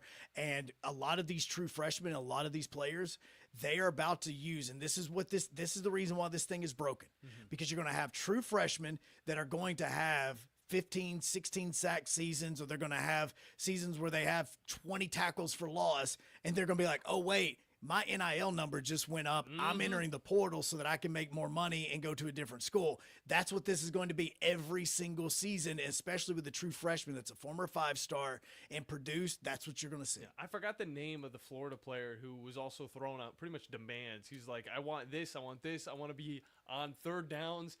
And he was throwing that at Florida, and they said they couldn't meet those demands. And he said, I'm taking it to the portal. And that's one thing that goes hand in hand with what you're talking about. And we brought it up yesterday, actually, about the Missouri true freshman. And like the reaction that Eli Drinkowitz and this staff had whenever they were able to sign this kid was out of this world. Just for him to move on the next season after utilizing him little to none this past season, it's just quite bizarre to me. But Jalen Milroe, it's a little bit of a question that we want to talk to you guys about. Could you see him going into the NFL this upcoming season, or would you want to see him come back for a third year as the starter for the Crimson Tide? That's the question to you. We head to the phone lines. Bama Bino is with us. How you doing, Bama Bino? Hey guys, good show. I just wanted to comment on the Milroe deal, but one of the things I was going to say before that, there's always a distraction in any type of call-in show. You know, I wake up in a good morning mood every morning, and then when I hear some jack like that on the phone, it just makes me want to walk up to the nearest person and slap them. That's the type of callers that need to call into the View or the PMSNBC or somebody. Yeah. My God, enough of that. But I agree with you. Yes, appreciate the support. But thank you for that. I appreciate that. I think your job's safe because I think they have a cutoff of a 65 IQ before you can be hired there. I'm sure Wes has some kind of guidelines on hiring. We do our own Wonderlic test for every single person that hops on. So yeah, I think we're good. I think we're set. Yeah, I believe you're safe. Mill, I've said this before. Some people might get tired of hearing it, but the quarterbacks we've had that's been successful has had an offensive coordinator there or a quarterbacks coach or some variation that's helped them get better every year, the ones that stayed. Mm-hmm. Mac Jones, bless his heart, stayed there. He couldn't run him off, and he got better every year. And look what he done when he gave a chance to start out. And it would shock me. Now, I can't prove this, but it would shock me if he didn't invest some of his own or his parents' own money into a quarterback coach, go to camps in the summertime, other than what's required of you. Nobody gets by in life by just doing what's required. Mm-hmm. When you're there 3 years and can't read coverage, he's got the best ability of anybody I've ever seen. And nobody, and I mean nobody, whether they know football well or not, has questioned his ability, athletic ability. But if you got $1 million and you got a hold on it from an ex-wife that's got a lawsuit for divorce, you don't have $1 million, so you can't spend it. Mm-hmm. It does no good to have a 5-star with that kind of talent if he's not going to do the work to learn to get better. And part of that lies on who is coaching him and pushing them to learn to read coverages and to read this or that. If nothing else, just do something different than you've been doing and you'll do better. Yeah. I mean, can you not figure that out? You know? Yeah. Go out and beat your horse every morning or something. Just try something different. Mm-hmm. Yeah. It doesn't take a rocket scientist, and I don't know everything, but I know the sky's blue when it's daylight. If there ain't a lot of clouds, I mean, it's that simple. And I just, Jalen Hurts and Tua, none of those guys done what was minimal. They went and got better, watched film. I'm sure they had some type of quarterback coach or somebody they trusted that helps them point out what they need to work on. And he Milroe may have had that, but it didn't work, whatever happened. But I'm not down him. He's got more ability than I'll ever see. And 35 years ago, and more than most will ever dream of having. But if he goes to the NFL, he needs to be at his rightful position as a running back or a split back, split out, or either learn. Just go to work and learn. Mm-hmm. But you're not gonna do it telegraphing passes. Yeah. And having a security blanket of whoever you think's the best athlete, just throw it around and they'll catch it. Ryan Williams is good, but he's got to have a little lead on him where he don't lose speed on pass, or else he can't just come back all the time. You're not always going to have a Smith or a Waddle or Ryan Williams to bail you out all the time. But he's got a great deep ball there. Very few. Absolutely. And he's got guts. He'll stay in there and take a hit to the sternum, knowing he's going to get hit, and the ball's still accurate. But from 0 to 40 yards, I'd say he's about a C average, if not below. Well, and I think I love you guys. Thank you, sir. And I'll try to see you guys on my birthday eve, the 16th. Me and my family's going to go eat Red Lobster, and we're going to try to close them down. We're going to try to break the bank with them. I want cheddar biscuits. Lobster. Oh, yeah, cheddar biscuits. And if I'm able to move after that and make it over there, we'll try to see you. And y'all keep up the good work. Y'all are the best station on earth. Hey, thank you so much for that, sir. And what he's talking about is obviously our listener Christmas party that we're having on Monday. Oh yeah, that you can join us down at Flow. It's Monday. It's on Monday. It is coming up on Monday. Is we're gonna have that, and it is going to be at Flow, and your get in is just bringing in an unwrapped toy.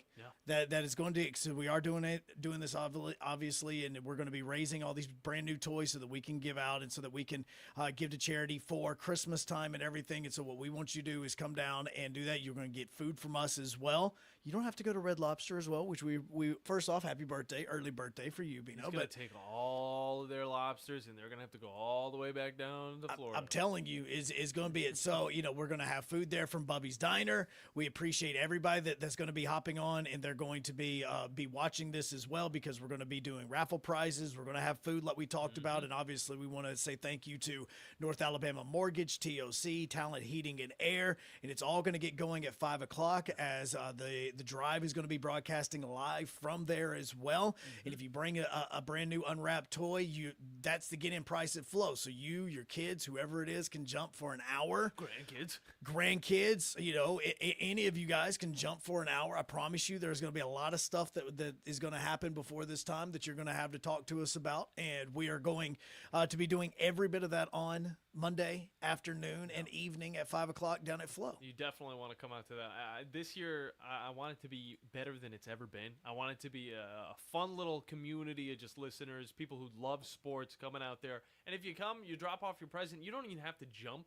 You can go and sit down and watch their big old TV they got over in the adult area. On top of that, they've got some fun games to play. They have a video game room, and I've already scouted this thing. Video game room. And I'm really, really going to have to try really hard not to bring the PlayStation myself, so that we can play my new game that I'm not going to speak of. There's also putt-putt. We all know what it is. He's talking about Japanese. No, we're not talking about it. Putt-putt golf also on location, and then some. No, it's not just putt-putt. It's cosmic. So it's like the one at Disneyland. It's cosmic. They have like 4 different courses.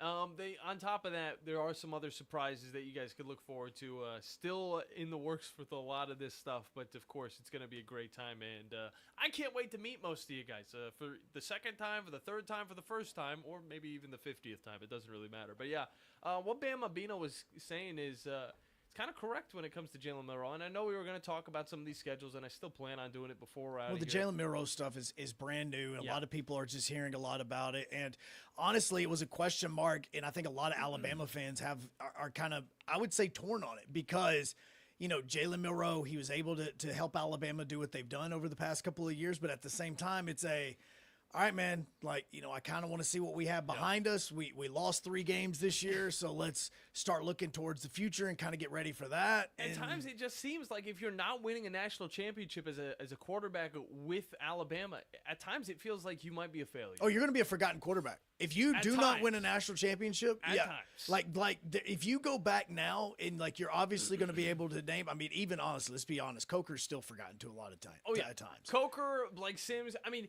here's one that didn't win. Now, Coker won one. Yeah, I know. But I'm saying he's still the forgotten quarterback. But Bryce Young never won the national championship, but he is looked at as one of the best quarterbacks to ever put on the crimson and the white. All right. So that's one of those instances where it's a quarterback with so much talent just wasn't able to get it done in the landscape that is always changing. And I feel like with Jalen Milroe, he's gotten the full front of it. I mean, he's had Nick Sheridan as an offensive coordinator, and he's just a random dude that Kalen DeBoer just brought in. He was like, hey, I worked with this guy in Indiana. Let's bring him down to Alabama. You'll see if this guy can coach. Look, on top of that, they had Tommy Reese. I mean, you go through different offensive coordinators. It's going to change the way that you think of the sport. And for Jalen Milroe, I feel like he never got solidified in, hey, this is what I'm supposed to be doing. On top of that, Nick Saban, here and gone.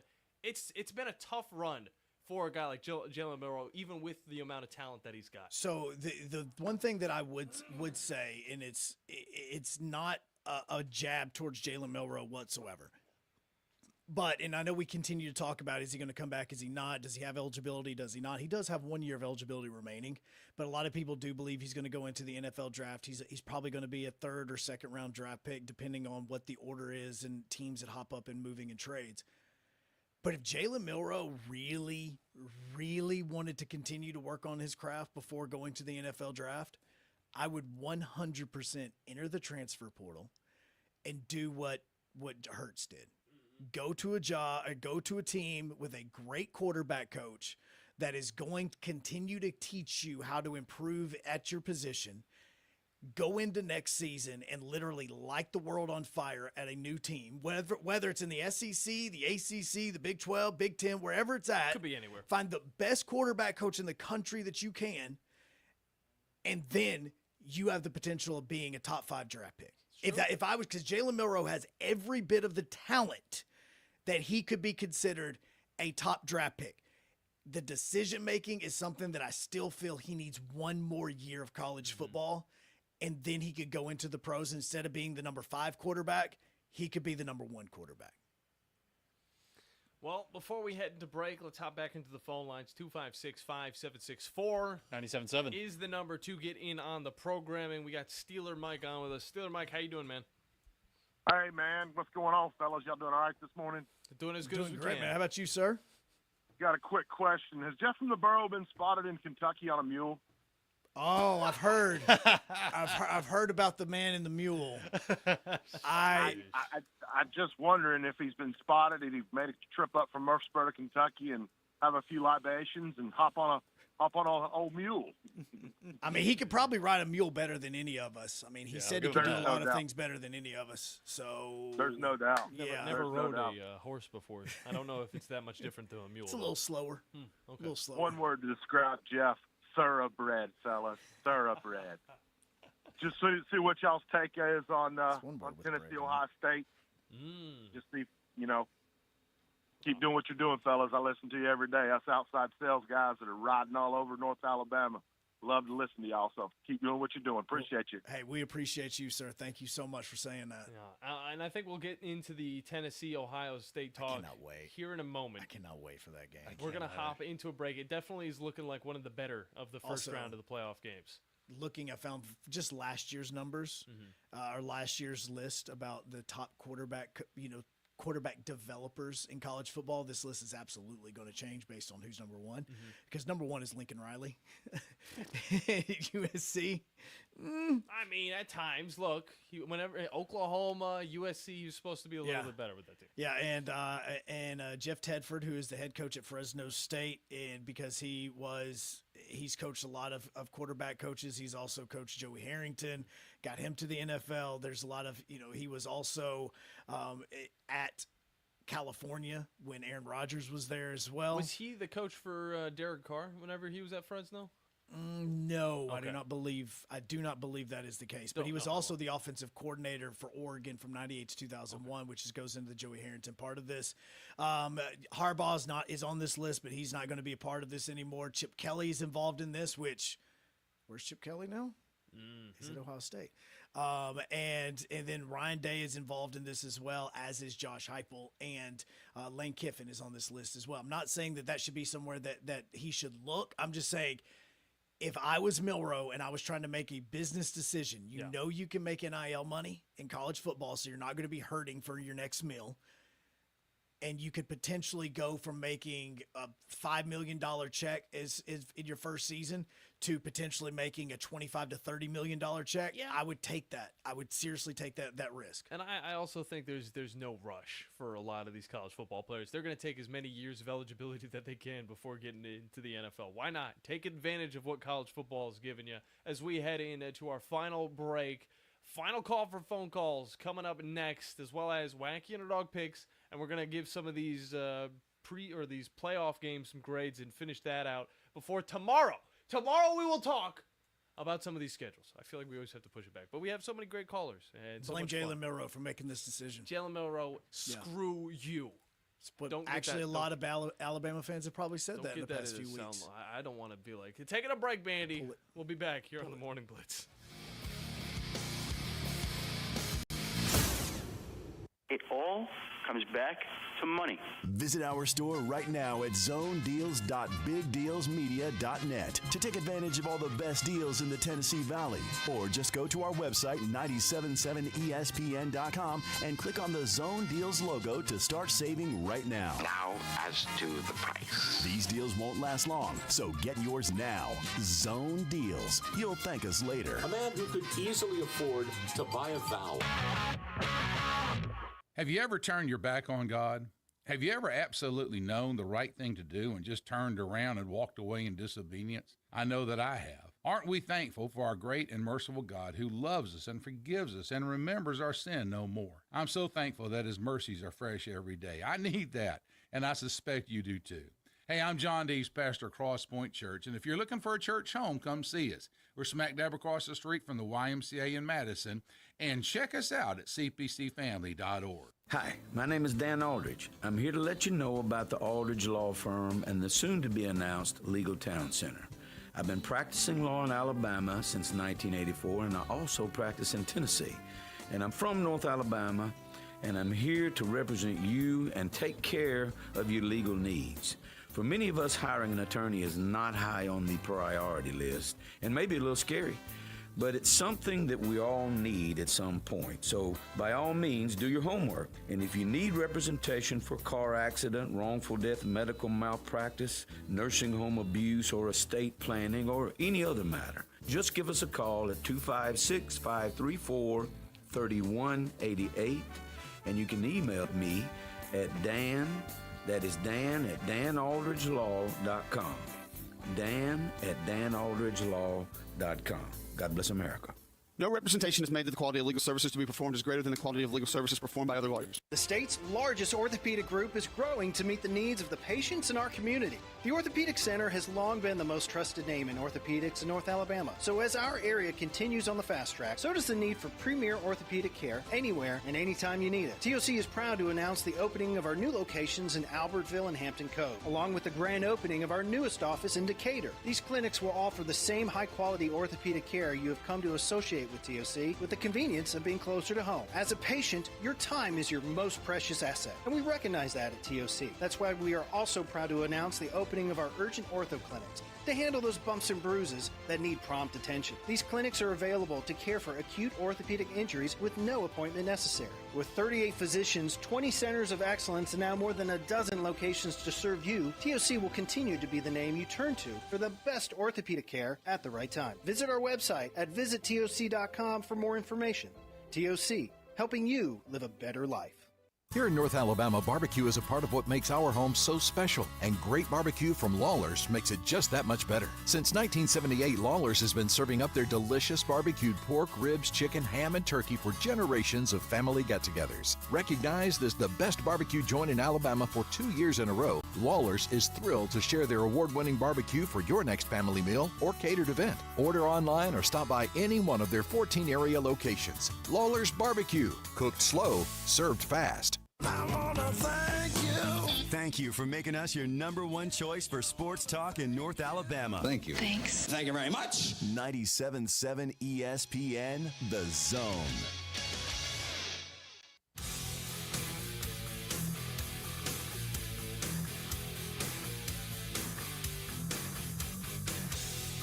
Final segment, best segment. 97.7 ESPN, The Zone, and the Morning Blitz, which means you still have a few minutes to get in on the phone lines. 256-576-4. 97.7. As we continue tomorrow, a lot of things that we're definitely going to get into. Wacky underdog picks. Yeah. John is going to explain to me how we're going to be doing this now that basically the college football season is kind of over with outside of bowl games, so he's going to help us out with that. There's so many big spreads that I'll allow you to pick the first round games. Heisman Trophy is going to get awarded Saturday night. You've got the Army-Navy game going to be taking place. Obviously, we have NFL matchups as well. A lot of that going to be going tonight. I am going to be on Flow Sports as the UAH women's basketball team is going to be taking on the Johnson Royals. And I'm going to call it just a little tune-up match before they really get back into conference play. But those UAH women basketball players, legit. I'm not just talking about the shooters. Haley Nichols would terrify me on a lot of football teams. You also have the Cricket Celebration Bowl going down. What in heaven's tomorrow. name is the Cricket Celebration Bowl? It's going to be Jackson State versus SC State, so South Carolina State, facing off against each other in Atlanta at the Mercedes-Benz Dome. So any bowl game can be in the Mercedes-Benz Dome. It doesn't mean it's going to be a big one, though. No, it'll be very similar to when the first game. It's always in the Superdome. It's always going to be it's going to be like your Sun Belt versus CUSA team. It's kind of like one of the first ones. It used to be like the Waste Management Bowl or whatever it was. Is this going down during Tom's show tomorrow? I say we play it in front of Tom's show. Let's just not even do Tom's show. Let's play this game. It says let's do this game. 10:30 to 2:30. Oh no, it's in. We're no. We need to do this during Tom's show tomorrow. We have this on the calendar. Let's do this right now. Let's go ahead and play. Who's playing in this anyway? Jackson State. Do you remember Jackson State? I do. That was that team that Prime basically just used to get famous. And then South Carolina State. I believe they're like the Dogs, the Bulldogs, or something like that. Yeah. The dogs that punch people. Harry, welcome into the Morning Blitz. How's it going, sir? Hey, good morning, guys. I just wanted to pile in on your comment there between you and on discussion this morning. You're spot on with what Melrose needs to do. I believe he needs another year of seasoning, just like Hurts did when he jumped out. And I couldn't think of a better place for him to land would be with Dillingham out in Arizona State.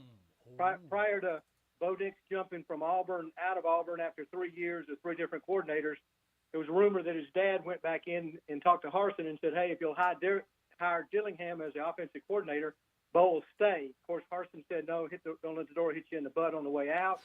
Rest is history. Went out to Oregon, had 3 good years out of Oregon, and is lighting up the NFL now. Well, it wasn't. And Dillingham wasn't Dillingham the offensive coordinator for Auburn when Auburn wanted to go back and kind of change their offense again with Malzahn? Didn't they do that? Didn't they hire Dillingham during this as well? Absolutely, Dillingham was the guy, and he's an excellent offensive coordinator. He went back to his alma mater there at Arizona State. But if Milroe is looking to make millions of dollars, he'd be better off marinating another year in college football, learning to make the reads, learning to catch up with the game and make those calls he needs to make. And Dillingham would be the guy that could really, really enlighten his future with dollars and also a career in the pro football. No. Hey, you guys, great show today, and y'all have a great day. Appreciate you, Harry. And honestly, with the amount of success that Arizona State's been having as of late, too, I think it actually would be a pretty good idea because now that he sees that, hey, this team can also make a playoff push, and it's honestly an easier path over in the Big 12. You know, Jalen Milroe, depending on what he wants to do 100% in his future, obviously wants to make that money in the NFL. But at the same time, you know he wants to win games. And although he can do that at Alabama, he might want a little bit of a change of pace. And I've heard there's pretty attractive girls over there in Arizona State. And on top of that, here's a nice school. It's a great campus. Pretty attractive schedule as well as you just face off against Sound weird. toughest teams. I feel weird about BYU. saying this now that you just mentioned about the attractive girls, but my niece goes to Arizona State. Oh, she does? Yeah, How it's old is online she? though. It's online. It's okay. How old is she? She's going to college, so she's like 21. Can you do something for me? I'm joking. I'm taking, guys. No, so here's what's happening is we have the other part about this is comes the money side of this, because I said it depends on what you want. Third-round picks, which is what we were talking about with Jalen Milroe, they make somewhere between $6 and $5.5 million. Still a lot of money for you and I, but when we're talking about the big scheme of things, contracts, when you talk about first-round draft picks, go anywhere between $39 million, and I think the very last pick of the first round got like $13 million last year. Gotcha. So that's what I'm talking about when I say that nothing against Milroe and his ability, but if he still needs just a little bit more time. Yeah. I think that he does need to enter the transfer portal. I think that he does need to go to a different school, and I think the focus needs to be on finding a quarterback coach that we can get to real fast. Bama Big Rick, you only got about 1 minute, sir. How's it going today? That's all it's going to take. You guys, we talk about Milroe, all the coordinators. We got to put some responsibility on those coordinators. Absolutely. All those run plays, design. But look, Anthony Richardson is a prime example. Mm-hmm. He was trash at Florida, right? Yep. 17 and 9 interceptions. Now look at Milroe's performance this year versus Anthony Richardson, and he went 6th in the draft last year. Yep. Year before to Indianapolis Colts. Yep. The NFL coaches would develop Milroe. They would have better offensive coordinators. He has a skill set. Wait till the NFL Combine. You'll see. Absolutely. Appreciate that. Thanks Big for that. Rick. Yeah, I mean, he does make a point there. Anthony Richardson left a little bit too early, it seemed, but still got drafted highly and made that money, and now he's starting quarterback for the Colts. We'll see you guys tomorrow on a fun Friday here on the Morning Blitz. Have you discovered Good Company Cafe? The place for breakfast, brunch, lunch, and so much more. Enjoy brunch all day and pair with one of our